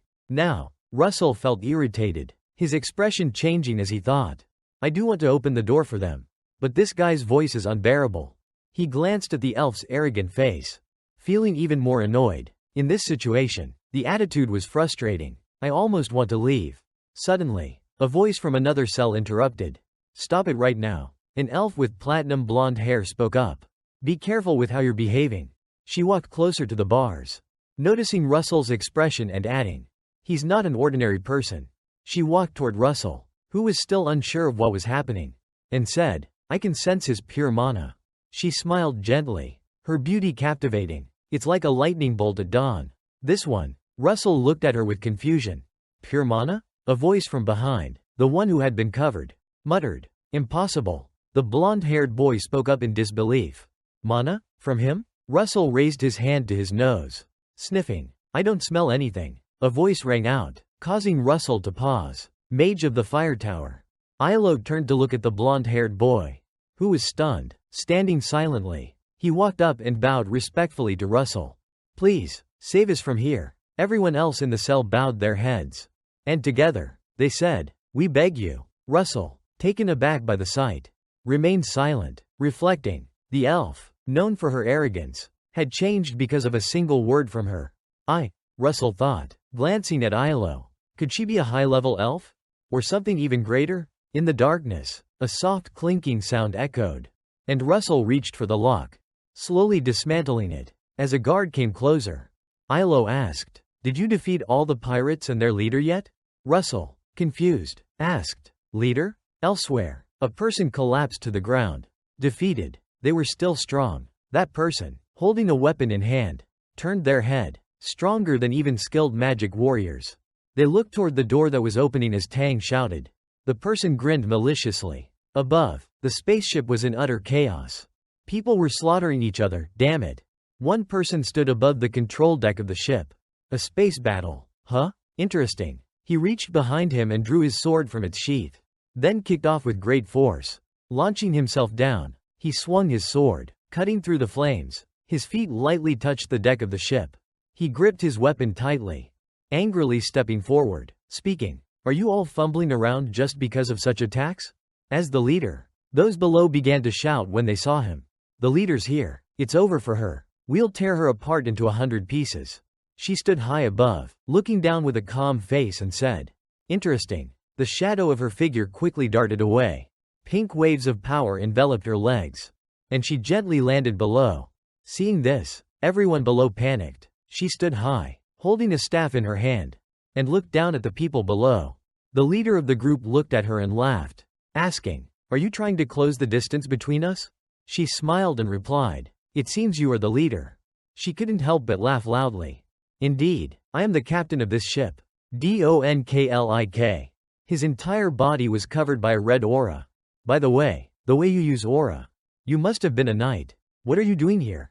Donklik lowered his head, holding his face as he laughed. That title of knight, can it feed me or pay my taxes? He looked up to the sky and shouted loudly. Brothers of the Click family. We've made a fortune from slave trading. Upon hearing this, she was shocked and asked, brothers? Donklik only held his sword. Not responding, he rushed towards her, his eyes glowing red. It was at this moment. A slash was launched, cutting through her body. The attack struck the ship's wall, causing it to crack open. A voice rang out, startling Russell. Too dangerous. The crack in the wall sent dust and debris flying. His figure emerged from the smoke. Russell stepped back, forming a protective circle around himself. What's this? 2 spears appeared at his feet. One of the men walked up, laughing, and said, you didn't even hit him? He grabbed his sword and said, you're also a wizard, huh? Russell stood within the protective circle, thinking about the aura of the sword. He's a knight? A notification appeared. Hard battle ahead. The first fight against a swordsman. The situation is very tough. But defeat your opponent. Reward. Pass the trial. Mana stone of mid-level. Ilo stood behind Russell, reminding him, be careful. She looked at the man in front of her, who was grinning maliciously, and said, he's the vice captain of this ship. The man smirked but sighed. Even if you're a wizard, you're still just a kid with a runny nose.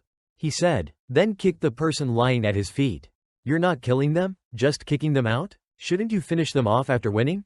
He laughed maliciously, pointing his sword at Russell. I'll show you. Russell silently used his power without responding to him. Lightning covered his body, fire magic. A large area of damage.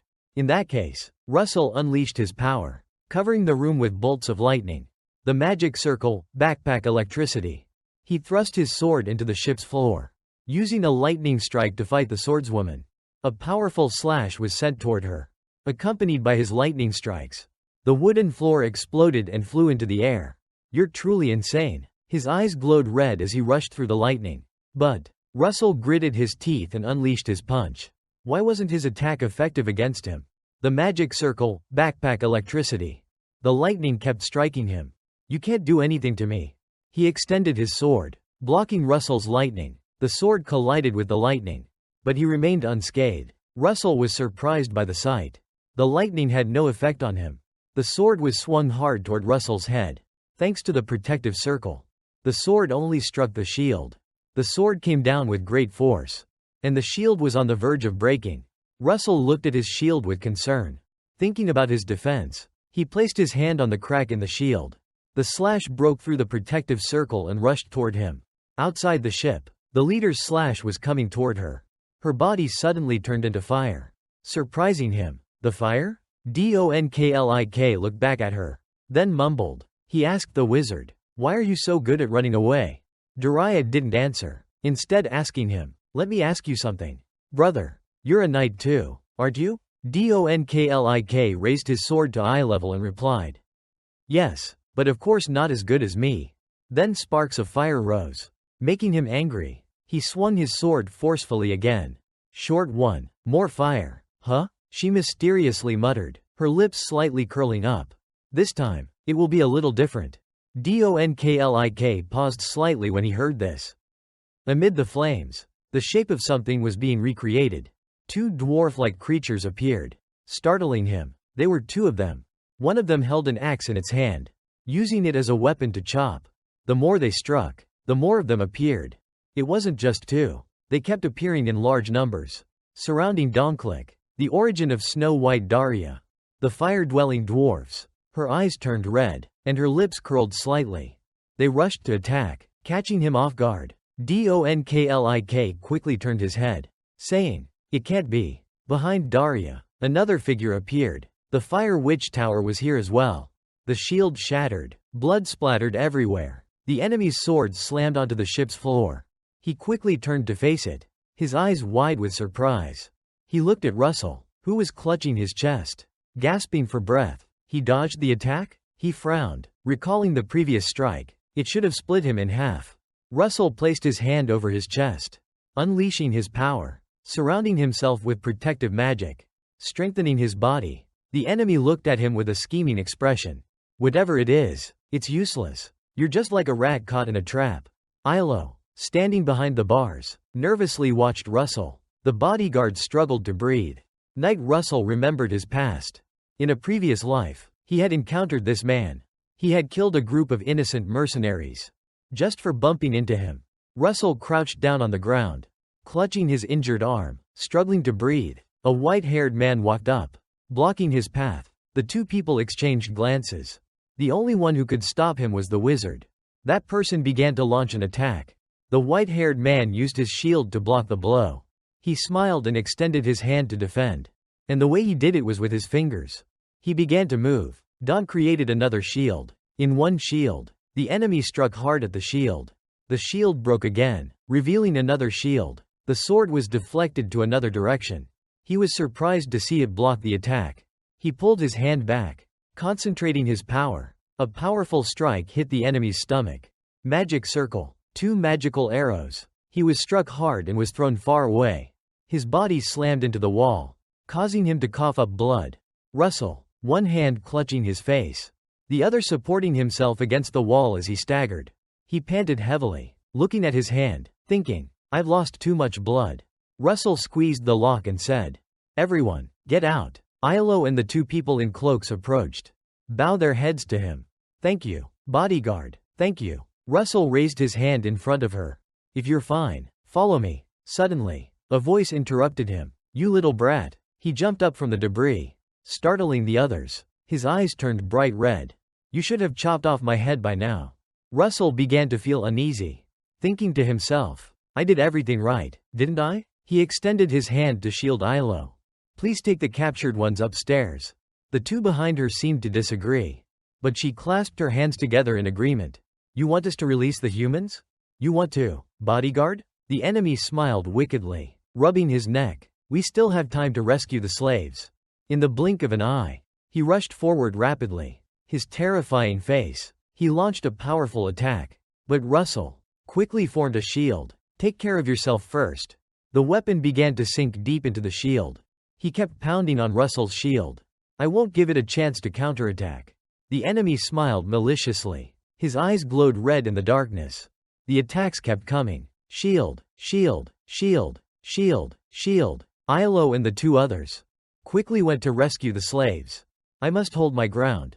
They began distributing keys to open the doors, and the captured people were quickly freed. Just a little more, everyone will escape. A voice rang out, making Russell snap to attention. Bodyguard, everyone is safe. He laughed loudly. You think this will work? Around them, large fires started to appear. Of course, it will. The enemy looked confused, as if he didn't understand what was happening.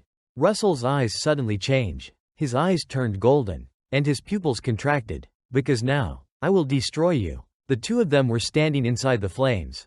He gritted his teeth, staring at Russell. Russell looked at him with his bright golden eyes. The enemy swung his sword and quickly backed away. The air around him shifted. He looked up, grinning maliciously at Russell. Finally, you're ready to fall, huh? Russell remained inside his shield, while the enemy got into a fighting stance. He rushed forward. Then I'll pierce both you and your shield. Suddenly, a golden light appeared, startling him. Russell grabbed a weapon in his hand. Origin Russell Raymond. He took position and pointed it straight at the enemy. Flame spear. The enemy's eyes turned red as the spear gleamed with fiery light. Russell was ready to attack. This is completely different. This spear is not ordinary. Both of them charged at each other. The two weapons clashed, and they immediately lit up. At least, they must be a few levels stronger compared to the magic he had used earlier. Donklik was fighting the damned dwarfs. He was surrounded by the dwarfs. The more I kill, the more they appear, but I can't kill them all. Donklik was breathing heavily, exhausted. What the hell is my stupid brother doing? Dariah stood aside, controlling them. If he were here, I would have caught up with that witch already. The dwarfs rushed toward him. Donklik swung his sword at them. Just hold on a little longer. Suddenly, the ground beneath his feet cracked open. A glimmer of light shone up. Donklik looked down at his feet. His face filled with surprise. The crack widened, causing him to lose his balance. A huge pillar of fire shot up from the ship to the sky. He was also hit by the previous attack. Donklik couldn't believe what had just happened. Shouting loudly, "No way!" Dariah stood aside, stunned, raising her hand to cover her mouth. What's going on? A sound rang out, making her turn around to look behind. Inside the ship, the elves and slaves were coming up. I made a mistake. The ship's floor had a large hole in it. He was lying motionless below, leaving everything to Russell. His face was relaxed, his clothes slightly torn and stained with blood. A notification appeared. Notification. You have completed the mission and received a reward. You have received a mid-level mana stone. The screams from below echoed. The leader has been taken down. Surround them. Ship's defense. Focus. Dariah looked up and raised her staff, shouting. Sparks of fire began to appear around the dwarfs. I should have thought this through. She slammed her staff onto the ship's floor. A series of fire bullets were launched. They attacked the small ships around. The ship raced swiftly across the sea. Both hands were placed over the wound. Light immediately appeared. Russell used his hand to lift himself up and sit up. What happened? Don't move, benefactor. Ilo raised her hand to the glowing spot. My mana hasn't fully recovered, so the healing will be a little slow. Dariah, standing aside, spoke, startling him. Well done. You defeated 2 knights on your own.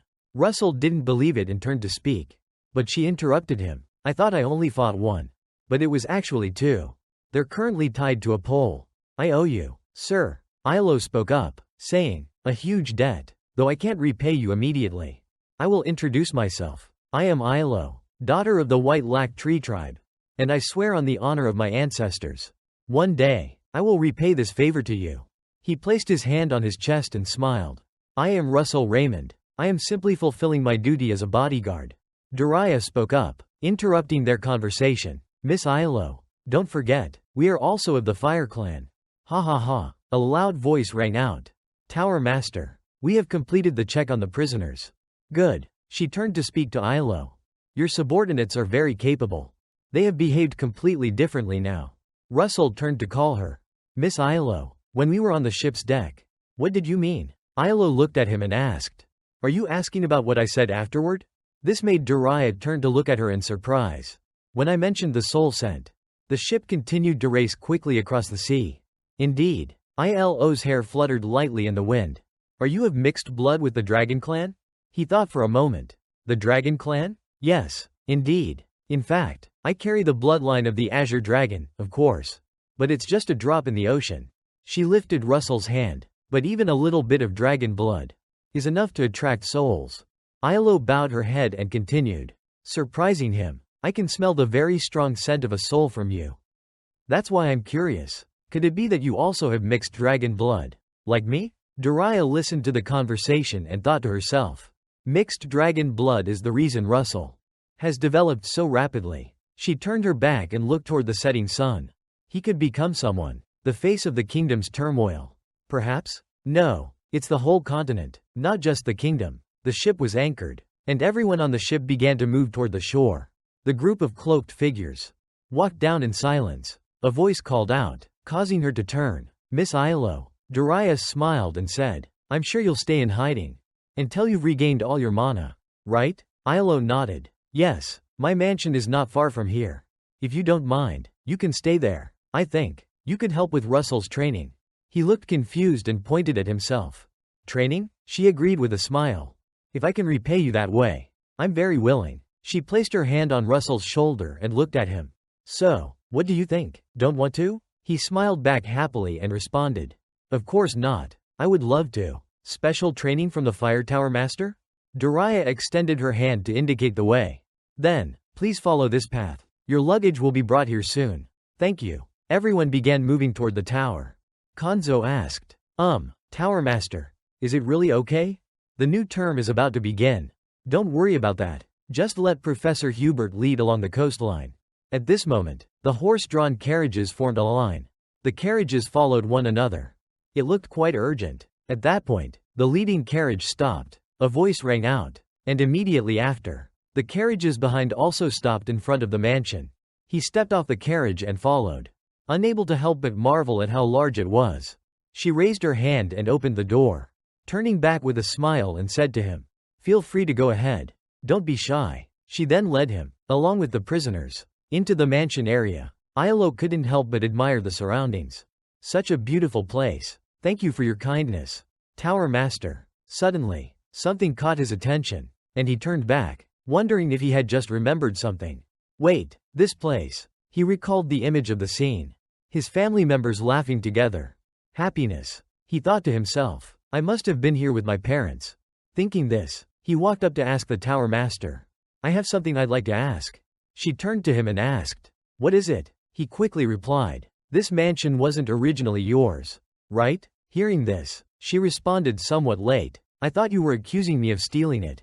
He realized his question was a bit off, and awkwardly apologized. Ha ha, I'm sorry. But then, her answer surprised him. You're right. The previous owner was a trade guild. I bought it just a few years ago. He listened, more certain now, with the images in his mind. Just as I thought. This place is one of the assets of my family. After saying that, she asked him, Do you have any more questions? He smiled and replied, No. He looked toward the tall palace, deep in thought. After the fall of my family, I heard it was sold at a low price. He followed her into the grand hall, his mind constantly racing. He never expected that one day he would return here. A week later, the door to the room opened, and a girl in a white dress entered. She said, Here I am, Miss Ilo. She entered joyfully, saying, I heard you called for me. She gave her a sharp look, sizing her up from head to toe, and said lightly, It seems most of your mana has recovered.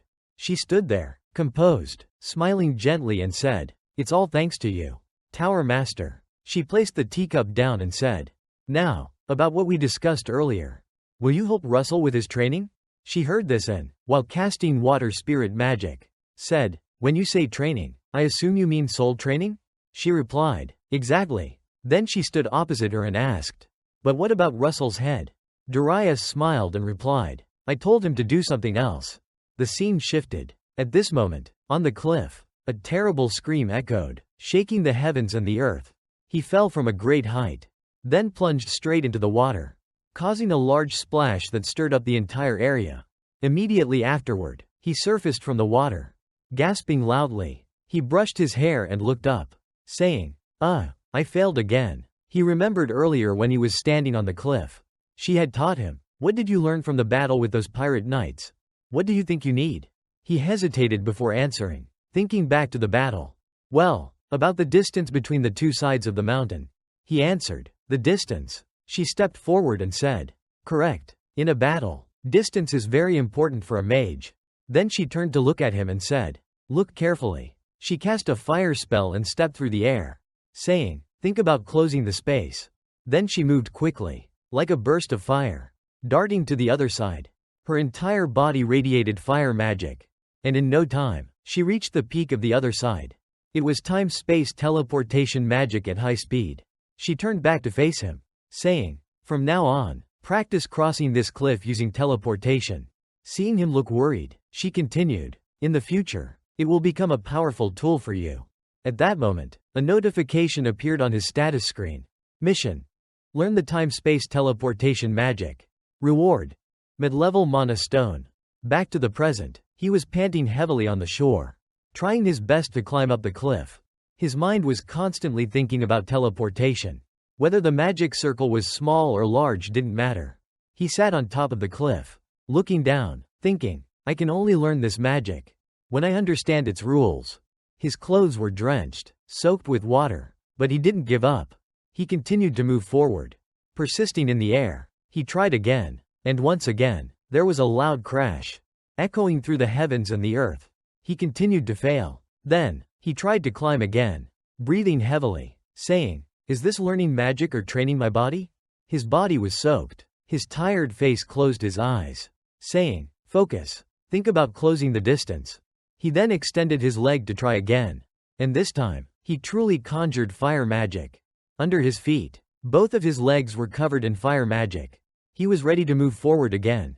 He shouted immediately, but suddenly, she appeared and called, Russell, causing him to lose focus and fall. His entire body was covered in fire magic. He looked up, then unexpectedly said, Dariah. She knew he had come at the wrong time, which caused him to fall. He felt a bit embarrassed and didn't say anything. At that moment, he realized he was falling.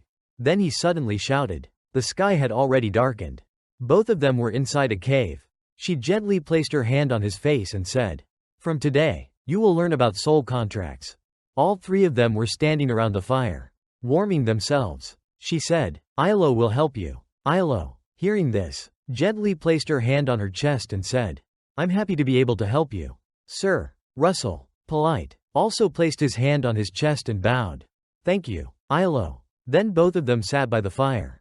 She slowly taught him, please, slowly close your eyes. She was very gentle, teaching him little by little, telling him to imagine something related to fire. Not far away, Dariah was quietly observing the two of them.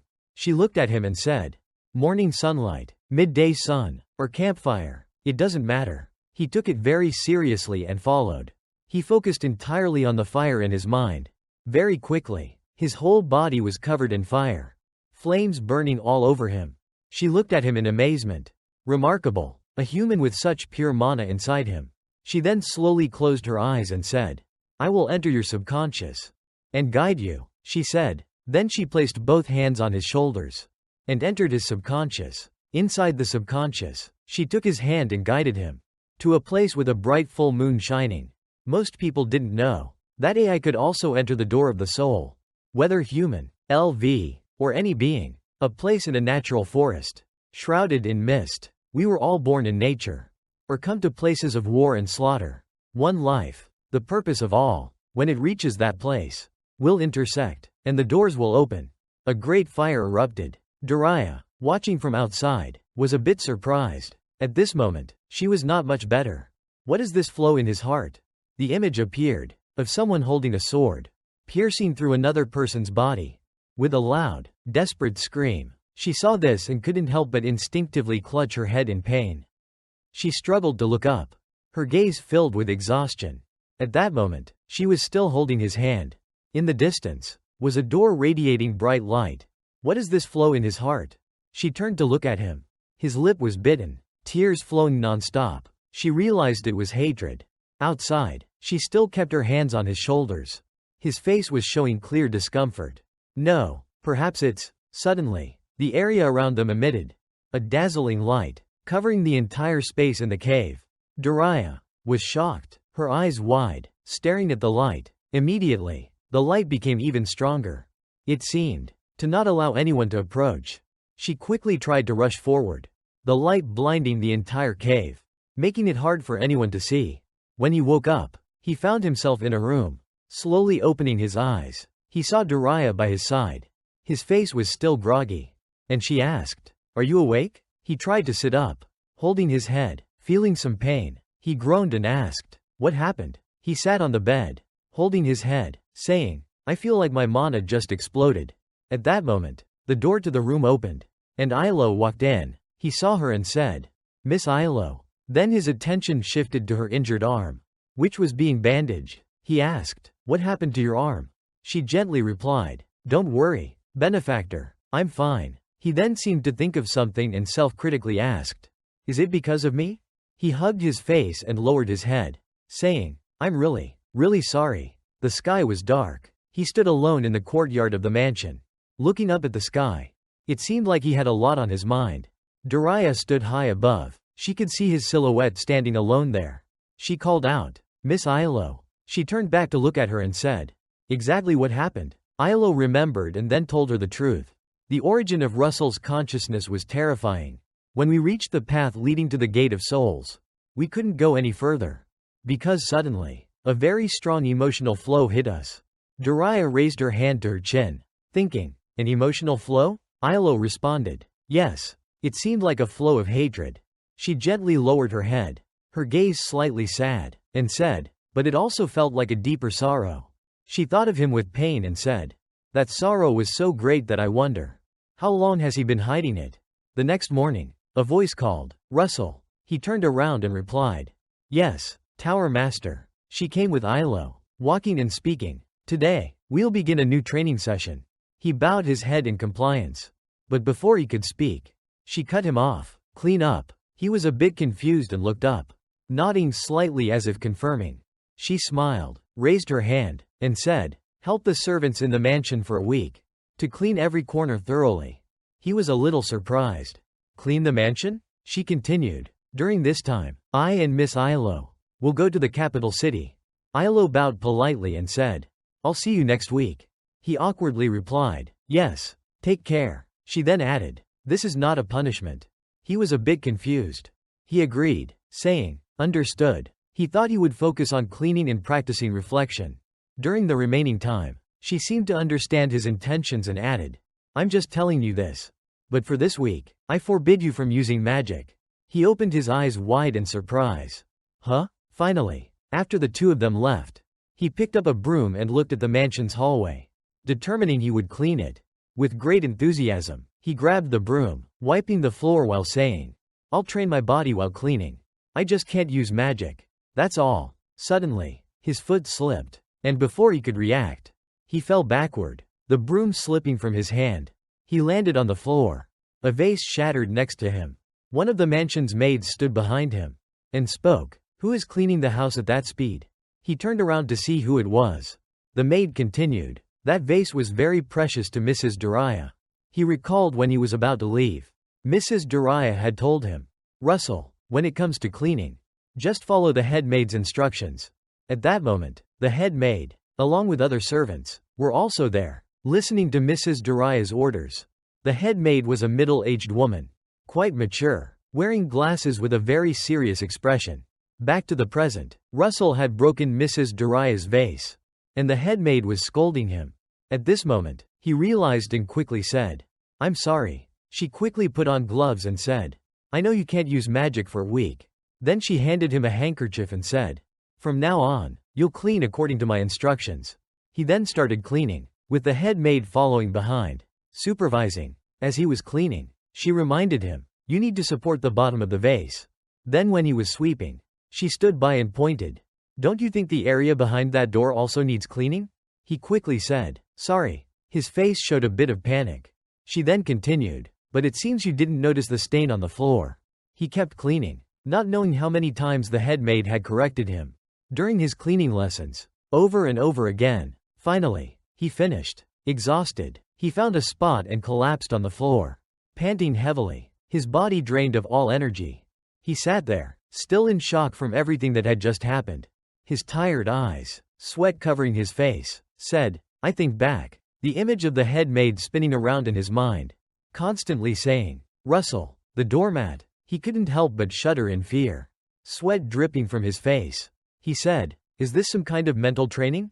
At that moment, a familiar voice called out, Russell, it's time for lunch. She looked at him and said, follow me. He felt a bit awkward and uneasy, saying, ha ha, I'll eat later. She suddenly looked at him with a terrifying expression, turning and ordering, follow me. He finally agreed, reluctantly looking at her and replying, all right. At this moment, in the kitchen, everyone was very lively, chatting away. He found a spot for himself and settled there. Now, he noticed that there were indeed many servants working here. One person spoke up, asking, what's your name? He turned and replied to the greeting from the old man beside him. Oh, I'm Russell Raymond. The old man seemed a little surprised, stiffening up and asking again to confirm. Raymond? He looked at the old man's reaction and started to suspect, does he recognize me? But the old man's next words surprised him. You're quite handsome. Black hair. And red eyes too. A maid sitting opposite them clapped her hands and agreed. Yes, you look so cool. A man with dark skin, looking quite strong, slapped him on the back and said with a smile, you look healthy too. Let me have some of that. The sudden action startled him, and he turned around, replying with a, yes.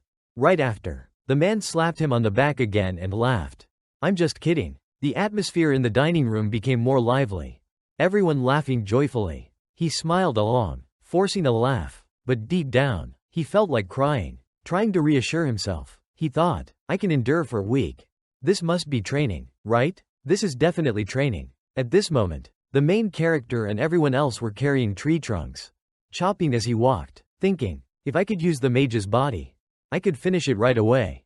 On the other side, the group settled in their spots. Here, take it. Good job, everyone. Immediately after, they raised their cups and shouted, do. Just as the main character took a sip of his drink, someone next to him suddenly looked at him, and, with one swift movement, slapped the main character hard on the back, causing him to spit out his drink.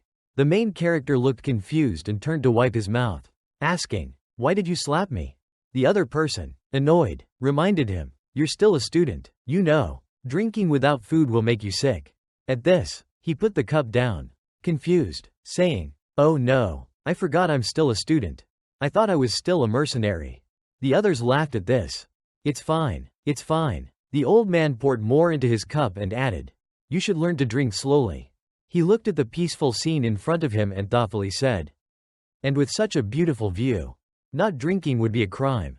At this moment, everyone in the group looked toward the setting sun, which was barely visible behind the mountains. Suddenly, a voice interrupted, and there's another crime. The group turned around in surprise. The person who came in was the maid, her voice serious as she spoke. Drinking beer without any snacks? She was holding a basket of food. The others around them were happy, saying, congratulations on the new member. In this cheerful scene, she looked toward the main character, her eyes seemingly filled with unspoken thoughts. At that moment, the main character smiled, feeling completely relaxed, finally able to be himself. Then the scene changed. The main character was now cleaning the yard. And afterward, he went to eat with his teammates. Eventually, the time moved to night. And he lay on the ground, relaxing, gazing at the night sky. Day by day, he lived peacefully, working with the maid in the garden, then joyfully chatting with everyone, while eating a piece of bread. Time passed like this. At this moment, the sky was a crescent moon. The main character, while looking up, sat and reflected. Tomorrow will mark exactly a week. What is this feeling of dissatisfaction? Suddenly, someone walked over. It seems you really like this place. As soon as he saw her, he stood up and said, "Hello." She adjusted her glasses. Then, with unclear emotions, she said, "How many times do you plan to greet me in one day?" He awkwardly replied, "Ha ha, I do that a lot. Don't I? I didn't realize." She then walked closer to him and asked, "What's the reason you came here?" The main character hesitated, then looked up at the sky with a sense of nostalgia. "I'm thinking of someone I used to stand here with." She seemed curious and asked, "I heard mages can teleport. Why don't you meet them?" He replied, "Teleporting is very difficult, and even if I could do it, they're currently in a place I can't reach anymore." She asked casually, "I thought mages didn't worry about things." He calmly replied, "No, it's not like that." It seemed like he was trying to hide his feelings. She turned away, crossing her arms, and said, "Tomorrow is your last day of cleaning. Make sure to do a good job." The main character politely replied, "Yes, of course." She seemed to be thinking about something, then turned back and said, "I don't know much about magic, but I think you're a good person." The main character looked at her with wide eyes, surprised, as she was not someone who usually praised others. She quickly added, "Even if you don't become a great mage, you can still be a great servant under me." The main character smiled wryly and replied, "I'll remember that." The scene shifted to the next day. At that moment, in another place, in front of a large golden gate, full of flowers, a luxurious carriage appeared. "She's back, the Tower Master." At this moment, Tower Master Dariah, wearing a white outfit with a hint of red, asked, "Are you feeling unwell?" Ilo also spoke up. "What's wrong, Russell?" He quickly responded, "I'm fine." She looked at him and smiled, saying, "Come with me for a bit." Then they entered the tower. "You've worked hard this time."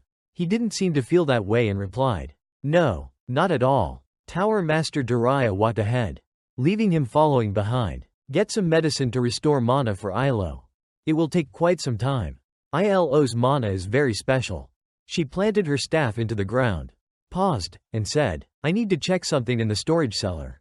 Russell heard this and thought to himself, "She's so busy." When she said that, Tower Master turned to look at him and said, "This place used to belong to the Raymond family." Russell went silent, his face filled with sadness. She continued, "Ilo said there's a strong flood of emotions in your heart, and that's why you can't touch the soul." Her voice hesitated as she asked, "Do you feel offended by that?" At this, his hand clenched, trembling, but she didn't stop, continuing to ask, "Or is it anger? If not, is it just sadness?" His eyes were filled with confusion and anger. All of it reminded him of the first time he met her. At that time, he was in the library, studying magic research materials. He had fought alone. Back then, his eyes were full of determination, but also loneliness. He was the only one in the library, studying magic in isolation. Looking back, he was just a lonely clan leader, trying to rebuild his family. At this point, she didn't beat around the bush and said, "Then take this place." Russell was startled, stepping back. "What do you mean?" She showed no change in expression and continued, "I won't give it to you for free.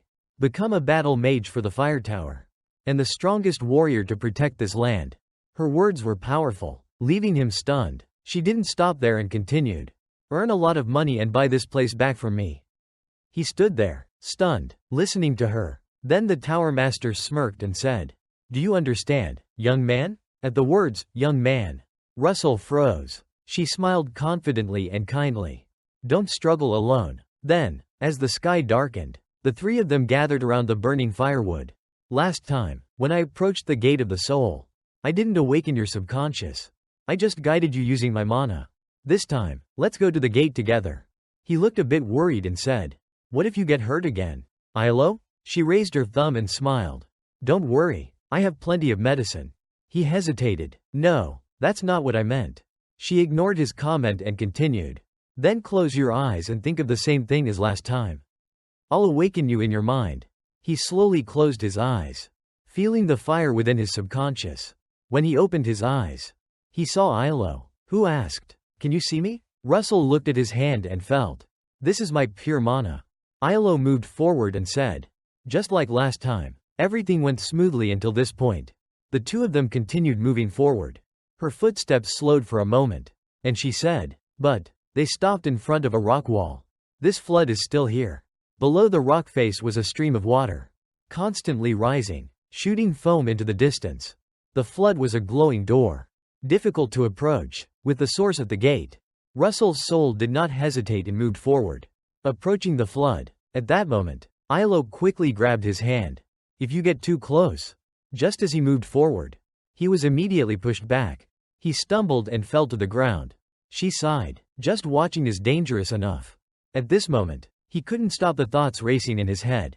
Graduate from the academy, join the tower, restore the family, take revenge for my father. He blinked, stunned, and thought, I can't make this disappear. He hugged his face and sat on the ground, saying, I'm sorry. I really can't make this go away. Ilo gently rubbed his shoulder, unsure of what to say. Suddenly, a voice called out, Russell? He looked up at Dariah. Outside, the maid appeared, saying, he's a good person. The two women stood side by side, conversing. The tower master then spoke. You're not letting him be, are you? The maid replied, that's right. Inside, Russell remained silent and stunned. He remembered his conversation with the breath professor. The professor placed his hand on his shoulder and said, come with me for a moment. He also remembered the happy times with the people around here. All right, congratulations on the new member. Then the conversation with the maid. On the 6th day, I don't remember much about magic, but I think you're a good person. Finally, it was the smiling face of Dariah, full of trust, saying, don't struggle alone. At that moment, Russell, tears rolled down his face as he looked up, full of determination. I can jump over there, he thought to himself, focusing on shrinking time and space. Russell moved forward. Ilo, behind him, couldn't help but worry. Don't get any closer. He reassured himself. I'll be fine. He gritted his teeth and rushed forward. Even if he fell, his legs stretched toward the cliff.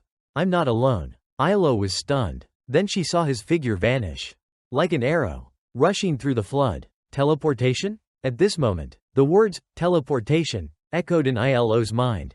She stared, stunned at the scene ahead. As soon as he touched the other side of the gate, a voice rang out, benefactor. At that moment, his figure seemed to burn with an endless glow, standing before the glowing gate. You've done it. Immediately afterward, the system chimed in with a notification. You have completed the mission. You have received a reward. A mid-level mana stone. Russell looked at the glowing gate in front of him, pondering, I've crossed over. What should I do now? The flood behind him still roared, rising and swirling. At that moment, the voice continued, enter the gate of light before you. The voice startled him. He realized it was Ilo. She smiled and said, you didn't expect this, did you? We can still communicate, thanks to the mana link.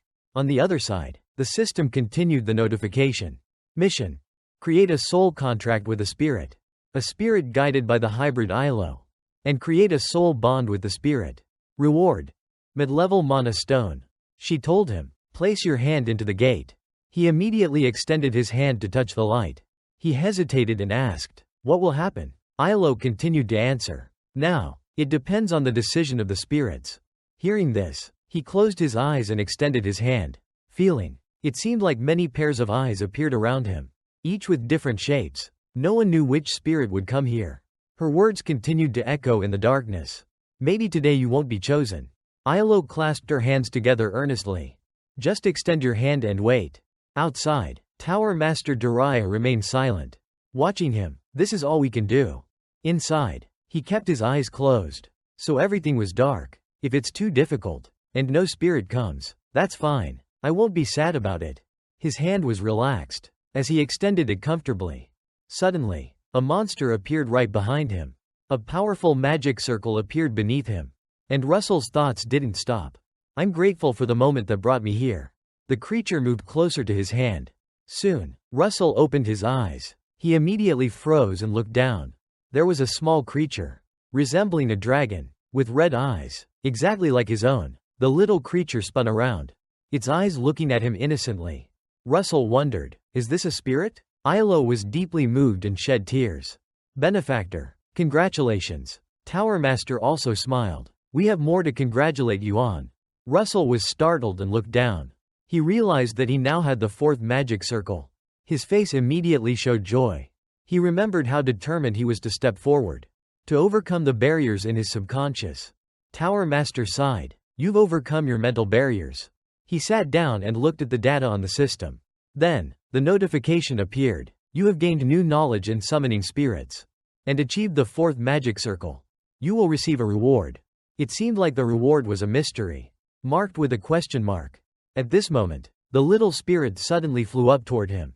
And it landed directly on his head. At that moment, both the person and the spirit looked at each other. Ilo extended her hand to gently stroke its chin. I don't think this is an ordinary spirit. Then she picked it up and asked, do you want to give it a name? She handed the little spirit to him and said, name it, and I'll complete the bond. Tower Master agreed with this. Give it a nice name. He looked at it and thought for a moment. Red, then how about this? But the name he said next made all 3 of them freeze. How about Smoky? Tower Master almost bit her tongue in anger. The maid had to look away, trying not to laugh. Seeing their reactions, he quickly laughed awkwardly. Ha ha, I was just joking. The little spirit in his hand sighed in relief. He then continued, how about Pepper? Is that okay? The little spirit, hearing its name, finally smiled, clearly pleased, showing its approval. The 3 of them sighed in relief. It sounds so cute. Tower Master felt it wasn't too bad. Russell, seeing their expressions, smiled awkwardly. Pepper is just short for Pepperin. Tower Master smiled and said, well then, to celebrate, tomorrow we will start the special training session. Ilo also spoke sincerely. I will teach you about spirits. He picked up Pepper and replied, I'm really looking forward to tomorrow. On the other side, Pepper seemed content, licking its own hand. Nice to meet you, Pepper. From that day on, everything gradually passed, and a month later, everyone in the tower gathered in front of the gate. Finally, it was time for the tower to choose its students. They stood outside, endlessly guessing, wondering how many graduates would be selected this year. The bald teacher also spoke up, laughing. It's already written down anyway. At this moment, a horse suddenly appeared. A voice rang out with great authority. The reflective white tower has arrived. 2 people, one with orange hair and the other with white hair, stepped out of the carriage. Each tower would choose individuals to train throughout this term. Next, the judge of the Golden Tower arrived. If they don't choose, then who will? Then the judge of the Merchant Tower arrived. They continued discussing. That's right, we must help these students more. Professor Hubert fell silent as he saw the 2. For our benefit. I mean, for the benefit of this school. The other person continued. Ha ha, yes, for this school. He crossed his arms, clearly displeased, clicking his tongue. Who dares to call themselves a student, when they only like a select few talented students? Finally, the judge of the fire tower arrived. A hand reached out from the car door. Immediately, the people around turned pale in fear. A man with an imposing presence appeared. With long red hair, the cry of fear rang out. Vermilion Ulsen. Professor Hubert was also surprised. Why is he here? The expression on the fire tower judge's face was not friendly at all. Frowning, he smiled and said, it seems like he's not here yet. The other professor, worried, sent him as a judge, meaning she didn't want to choose Russell. At that moment, above the sky, flashes of fire appeared, flashing non-stop. The professor below was still worried, not seeing Russell anywhere. Then, he suddenly rushed in. The fire tower judge immediately looked up, and immediately took a defensive stance. Sensing something, the young man, breathing a sigh of relief, wiped the sweat off his face. He stood across from the gate and sighed. Almost late. Russell froze and looked down, immediately facing Vermilion Ulsen. He had already seen Russell. The other person immediately showed indifference, turning and walking inside. However, in front of him, his expression changed to one of excitement. Should be interesting. Beating him will be very satisfying. He stood there, greeting everyone at the gate. Thank you all so much. He looked at Ilo, smiling joyfully, hoping you'll return safely to your hometown. Ilo bowed her head gently and replied, thank you, benefactor. He turned to look at the maid, his words causing her to momentarily freeze. I will definitely come back. Russell teased. Until then, I'll be the master of this place. So make sure to manage it well. She lifted her glasses and smiled. We know, we hope so too. Russell looked up and said to everyone, though it's been a short time, I really thank all of you. Dariah crossed her arms in front of her chest and asked, don't you need a ride? Russell, massaging his shoulder, nodded. Yes, I don't want to be late, so I'll run faster. She slipped one hand into her pocket and offered. Then on your way back, I have a request. I'd like to ask you. Young man. She handed him a letter, neatly sealed with a red wax seal on the back. Could you deliver this letter to Hubert? Russell quickly replied. Yes, I will definitely deliver it. Before he could finish, she interrupted him, saying, Okay, thank you. Her action made him feel a little confused. Not long after, Russell found himself in Professor Hubert's office. Both of them sitting on sofas opposite each other. Hubert held the letter in his hand and spoke. Glad you returned just in time. As he read the letter, he seemed a bit confused. However, he said, this selection will be difficult to execute. Professor Hubert placed the letter on the table with a thud. Because some new things have come up, and we need to complete them quickly. Russell chuckled and said, It's all right, Professor. Hubert clenched his fist, his tone growing serious. All I can tell you is this. Don't underestimate Ulsen, the man with the long hair and strong build. He stood up slowly and approached Russell, placing a hand on his shoulder. You need to be the strongest. Don't just try your best. If you are determined, you can do it. Russell glanced at him and reassured him. Don't worry, Professor. I'll be fine. The system notification then appeared. Mission. Tower selection. Show the difference. Overwhelm the rankings. And gain recognition from the selection committee. Current acceptance from the selection committee, 100%. Reward. Mid-level mana stone. A few days later, in the committee room, each person sat at a table with a chair. A professor seated at the head spoke. And the written exam for the selection began. Russell focused on writing, thinking, the written exam isn't too hard. I failed this exam in my past life many times. His eyes lowered. Russell hesitated for a moment. If there's something to worry about. He remembered the letter that Dariah asked him to deliver to Hubert. The letter from the teacher. Russell, recalling the times when Professor Hubert went on business trips. After receiving that letter, Professor Hubert's trips became more frequent. To the point that he could no longer teach his classes at the academy. Russell recalled the day when someone passed away. Everyone mourned before the tombstone, covered with white flowers. Not long after, the year when Professor Hubert took a leave of absence. He finished the written exam and left the committee room. As he reached the door, he stood there, dazed. He wasn't sure what had just happened. Russell looked up at the tree in front of him, thinking, that could be a truly dangerous mission for him. It turned out that on the branch, there was a snake, tightly coiled around a baby bird, about to eat it alive. In his heart, he might have felt just like that tiny bird, a high-ranking mage from the fire tower. Not long after, he stood at the podium to receive his prize. Highest score in the written exam. Russell Raymond. The crowd below was shocked. Russell got the highest score? He's really good at this. Jealous. He tilted his head, looking at the person in front of him. I wonder, can I stop this? The death of the professor echoed in the academy with the announcement. Round 2 of the selection. The interview exam will begin. After a short while, everyone sat in their chairs, waiting for their turn in the interview. A secretary announced, please enter when your name is called. His name was then called, Russell Raymond. He immediately stood up, determined in his heart. I need to stop this. I can stop it. Russell confidently walked on the green carpet toward the interview spot, because the evidence for it was right in front of him. Suddenly, he stopped, thinking back to his past life. He didn't remember Ulsen, but Ulsen would become one of the judges for the selection. Russell clasped his hands behind his back and looked at Ulsen. I've changed the future. That's why I need to join the fire tower and prevent the death of the professor. Ulsen crossed his arms in front of his chest, staring intently at the young man in front of him. Meanwhile, Russell was lost in his thoughts. I need to be recognized here. People around him reminded him. When the judge asks, you'll have to answer briefly and speak. Got it? Russell looked at the person and nodded. Professor Hubert, with white hair, picked up the paper and spoke. We'll start with 300 years ago. The formula created by the mage Orugen Gong. Then, the questions came rapidly, and Russell answered without hesitation, applying the concept of recycled materials to change the formula. At the end of his answer, he felt a sense of pride. These interview questions are easier than the written exam questions. Professor Hubert continued asking questions, but Russell was still lost in thought. However, there was another task in the exam. The second round. Suddenly, a bright light flared up. Very powerful. Right in front of him. Russell stood still, enduring the mana emanating from the selection committee. He remembered the feeling from his previous life.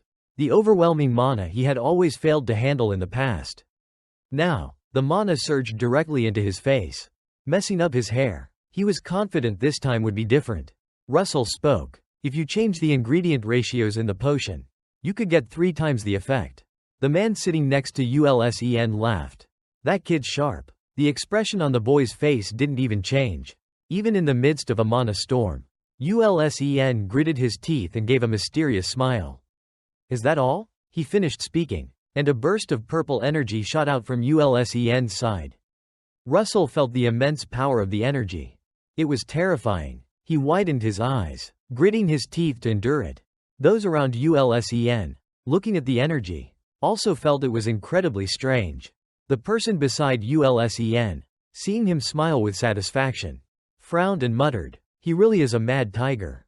If this keeps going, the energy would be so strong. It might cause the candidate to lose consciousness." But when they opened their eyes, they saw Russell, still standing, his mouth curled into a smirk, making everyone surprised. Can he really endure it? The person next to him wiped a bead of sweat, thinking to himself, impressive. The others couldn't handle the purple energy. Some were holding their faces. Some covered their mouths. Others clutched their throats. Even the newly appointed professors, in charge of administration, were suffering. A blonde professor laughed maliciously. He's definitely a genius to be envied. The system notification then appeared. Recognition from the judging panel. Selection 1. 12 twelfths, 13 thirteenths, 14 fourteenths, 15 fifteenths, 16 sixteenths, 17 seventeenths, 18 eighteenths, 19 nineteenths, 10 out of 10. In front of Russell, Ulsen flicked his sleeve and frowned, looking at him. Are you still enduring it? A second later, he slammed his hand on the table and growled, making the purple energy intensify even more. Let's see if you can handle this. Russell's face twitched, but he still kept his lips sealed. His eyes filled with determination to get through this round. Ulsen seemed displeased by this sight, glaring at Russell. Less than a second later, the blonde professor placed his hand on Ulsen's shoulder from behind, advising him, "We still have many more interviews to go. Let's stop here." USA didn't say anything but just chuckled a few times. His next words made Russell tighten his grip behind his back. Looks like we're about to witness something interesting. At this point, the professors in the room coughed, secretly relieved, thinking, I've survived. Professor Hubert, with white hair, placed the paper on the table and praised him. You did well. You can leave now. The next candidate, please enter. After a while, the door to the room slammed shut. Russell gasped, sat down heavily on a chair outside, finally letting himself relax, his face drenched in sweat. I think I'm about to collapse, he thought. Suddenly, his expression changed slightly. Russell looked at the information on the system screen. Recognition from the selection panel, 9/10. He tilted his head, forcing a smile and sighed. So, it's not enough yet. It wasn't easy either. In a dim room, with a little light shining through the window slit, his name was called again. Russell Raymond. The professors, leaving the room, began to discuss. Turns out, he's the contestant that the Fire Tower Master has been watching. He's a student that even AI wants to recruit. What a shame, said the white-haired professor, laughing from behind. Ulsen. The young priest. Is he really training an army? Ulsen turned around, revealing the scars on his face. In a deep voice, he said, I, the youngest. Huh? The white-haired professor, intimidated by this atmosphere, waved his hand. No, I didn't mean that. Ulsen didn't reply but turned and left, leaving everyone worried and speechless. Not far away, in a dangerous mountainous area, a fierce battle raged. They were chasing a young man. The shouts echoed. Stop the newcomer. They quickly discovered a gap in the golden shield. The shield had no cracks.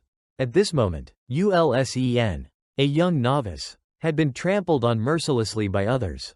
Then, he swung his sword down before Ulsen. After which, no one knew what happened.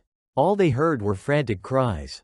In the darkness, under the full moon's light, in the quiet night, Ulsen, now a grown teenager, after the battle, he looked down at the bodies lying on the ground. Despising the weak, Ulsen, covered in wounds, tears streamed down his face. He clenched his lips, thinking to himself, if they collapse. Back in the present, he frowned, worried that everyone would be doomed. Outside the academy, a loud voice rang out. Now, let's begin the third round of the exam. A professor stood on the podium and spoke to the students. This exam is a treasure hunt. The person held up a green stone in his hand and gave the instructions. In the forest on the hillside, the contestants must find green mana stones. The students looked up and listened attentively. The score for each contestant will depend on the number of mana stones they collect and bring back. Russell observed the surroundings, thinking, it seems like they want the contestants to steal mana stones from each other. The professor quickly gathered everyone. All right, the contestants line up. Russell remained silent, looking at the system screen, as if thinking about something. He thought about Ulsen sitting and drinking tea. If I can pass the third round of this test. Russell sighed, wondering, will Ulsen acknowledge me? The signal to begin rang out, and the contestants rushed toward the forest. Russell ran, calculating. First, he used all his strength and ran as fast as he could. I had to give it my all. After a while, he was surrounded by lush green trees. He walked slowly under the setting sun, murmuring, should I summon it now? He rubbed his hands together, creating a flow of red spiritual energy. It will probably be mad at me for a while. Then it'll be over. Russell gently held the red creature in his hands and apologized. It's been so long, Pepper. I'm sorry I can't use magic at the academy. Pepper didn't scold its master, but instead, it happily chuckled a few times, as if it had missed him dearly. Russell looked at the small creature, then took something out of his space bag. Pepper, can you help me with something? He took out a small red stone and held it up. I want to find stones like this. Russell brought it close to Pepper's face for it to sniff. After a while, the small creature flew off. He watched it, silently hoping, as he had heard people say, that spirits in the world of mana can sense magical energy very sensitively. After a moment, Pepper turned around, letting out a sound, signaling to him. Russell laughed out loud. You can smell it now. Huh? Russell slowly stepped toward it, Pepper leading the way, sniffing and guiding him as he walked behind. Well then, let's go. In the distance, there was a large tree, with magical circles and strange red symbols carved on it, very meticulously. In a dusty wooden house, a voice rang out. Finally, I found you. A man in a black cloak grabbed the collar. A middle-aged man opposite him, interrogating, the mage you traded with. Where is he now? The middle-aged man was so frightened that sweat poured down his face. Hesitantly answering, I don't know. I only sold him a few materials. For alchemy, that's all. I don't know more than that. The cloaked man growled. What about the alchemy formula? The man's face was completely hidden, only his violet eyes and white hair visible. He furrowed his brow, questioning. I didn't know this was some heretic ritual. The innocent man recalled skulls and bones, with a surge of green energy. Confused, he panicked. Immediately, the man in the black cloak pulled him up, pressing him against the wall. The cloaked man threatened, helping the heretics is treason against the kingdom. The words made the man stare, eyes wide in shock. The mysterious figure threatened again. I'll ask again, where did that mage go? The man still shouted, I really don't know. Then, he hesitantly continued, I only heard he was secretly following a woman, and she brought along her disciple. The middle-aged man remembered the face of Jaxo, slowly adding, and he'll go to confirm the disciple's identity. The cloaked man slowly lowered his hood, grinding his teeth as he muttered, if the heretics want to confront her, it won't be just her. No one else but Professor Hubert. At that moment, the man emitted a fierce red energy, his anxiety palpable. Russell will also be in danger if this continues. He hurriedly left, with a red energy trailing behind him. His heart was filled with unease. All the participants in the exam were in danger. Outside, the sky had already darkened. A contestant kicked a small stone while walking, muttering, what the hell is mana stone? I can't use light magic, or I'll give away my position. Suddenly, something moved behind the thick green grass. A dark figure slowly rose, causing him to feel anxious. What is that? From the dark figure, an incredibly strong energy radiated, pushing him into a defensive stance. Stumbling, looking at you makes me a bit nervous, he thought. Could that be another contestant? He quickly turned around to leave, but not before glancing back to check if the figure was dead. Either way, this is still a competition, Suddenly, he paused, thinking to himself, that person might possess mana stones, so what? But when he turned back, there was no one there. He anxiously muttered, where did he go? Behind him, a skull-shaped figure with a glowing green aura appeared. Its empty eyes looked terrifying. He seemed to feel it and quickly glanced back. A second later, the air was filled with frantic screams in the dark night. Russell, still searching for mana stones in the forest. His hand brushed past a leaf. Looking at the scene before him, he wondered if this was the center of the forest. Pepper bent down, the pouch filled with green stones, as if signaling to him. Russell, seeing this, joyfully exclaimed, it's here. Pepper playfully flew a circle and came back to him. But Russell felt something strange. Why were all the mana stones gathered in one place? He patted Pepper's little head. You did great, Pepper. It's done. He bent down and saw a purple crystal. Wait, is this a golem's core? He picked up the purple crystal, noticing it was cracked. It's already destroyed. Russell deduced. It seems like the golem was destroyed before it could be summoned. But then, Pepper suddenly reacted strongly, making him turn and look behind. Sharp spikes suddenly shot up from the ground, and they quickly rushed toward Russell. He was horrified by the sight, his eyes wide, staring at the incoming attack. No movement came from it. Russell and Pepper quickly darted to the side, avoiding the strike. His whole body was enveloped in a red aura. He knelt down, summoning earth magic. Russell looked up at the sky. As glowing dots appeared, shining beams of light falling down. He was surprised. Is this light magic? The dots immediately attacked him. But Russell, agile as ever, easily dodged them. A massive explosion erupted in front of him. Russell thought, the opponent isn't just one person. Suddenly, from behind him, green arrows came flying toward him.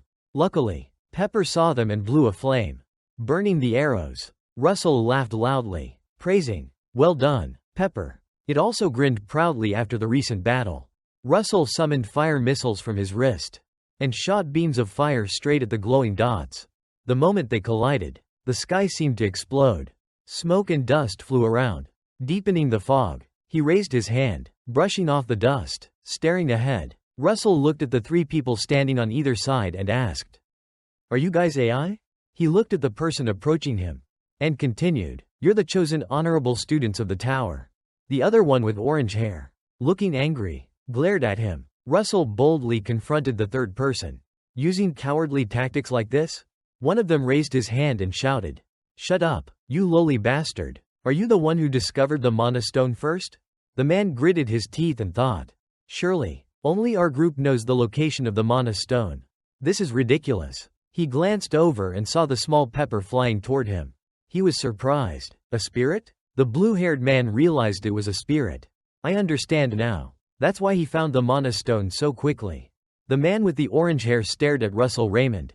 Didn't expect someone would hide such an advanced skill. Russell put one hand on his hip and gently rubbed Pepper's head, smiling awkwardly. Finding it fast isn't special. The blue-haired man was taken aback by his words. You're saying you definitely wouldn't have found it as quickly as me? Russell smirked. Oh, I just remembered. He recalled when the group was laughing with the professors. He quickly exposed. I almost forgot. There's probably some secret transaction going on between you and the professors. The blue-haired man gritted his teeth, worried. This kid is too sharp. But then, he turned away and suggested, anyway, I don't plan to interfere. Just don't get in my way. The blue-haired man quickly summoned his violet-red energy. Don't fool yourself or confuse others. Suddenly, Russell appeared behind him, whispering, try it, and you'll regret it. The blue-haired man was stunned. The orange-haired man also gaped. Teleportation? Suddenly, Pepper flew over to him, growling a few times, which surprised him. Russell looked ahead, his face serious. He suddenly noticed a disturbance from the forest. He placed his hand on the blue-haired man's shoulder and called, hey, look. The man was startled and asked, what? Russell turned to look, seeing a purple crystal cracked on the ground. Did the professors help you? Did those old men say they would destroy the hacker's core? The blue-haired man, sweating profusely, answered flatly, no, those two didn't. The two men from afar approached and spoke. We also think this is very strange. Russell frowned, grinding his teeth, gripping a fire missile in his hand. His eyes sharpened as something was coming. The crows in the area suddenly flew up into the sky, and the noises from the forest grew louder. In the dark, the black zombies with glowing green eyes were advancing forward. Russell gasped. Zombies? The group around him couldn't help but be terrified. How are there zombies in the exam area? That's impossible. The blue-haired man lowered his head, stuttering. We need to run now. Just as he was about to run, he was blocked by the two men. He was sweating heavily, his face pale. Immediately, they were surrounded by a horde of zombies. A panicked voice spoke. There's no way out. Suddenly, a ring of fire erupted around them. The blue-haired man looked at it in surprise. A firewall? This technique belongs to the 4th level magic. Russell turned around and urgently commanded. From now on, each person will go in a different direction and deal with the zombies. Can we charge through the firewall? The 3 people fell silent. No movement. Russell raised his hand and shouted. Do you hear me clearly? The group finally came to their senses, hesitantly responding. Yes, we got it. The blue-haired man's face twitched. He couldn't believe he was about to pick a fight with someone like Russell. If this turns into a real fight, the losses will be huge. The zombies began charging through the firewall. Russell felt anxious inside. The firewall was only a temporary tactic. Immediately, the zombies were hit by his fire missiles. He looked at the situation before him, thinking, I need to find the mages controlling these zombies. I have to find a way out of here. A zombie with a strength of 761 was charging straight through the firewall. In an instant, it was hit by an attack circle, losing half of its face. Russell frowned as he looked at the zombie. He silently deduced, these heretics are hunting forbidden magic, along with the blasphemous entities they summon.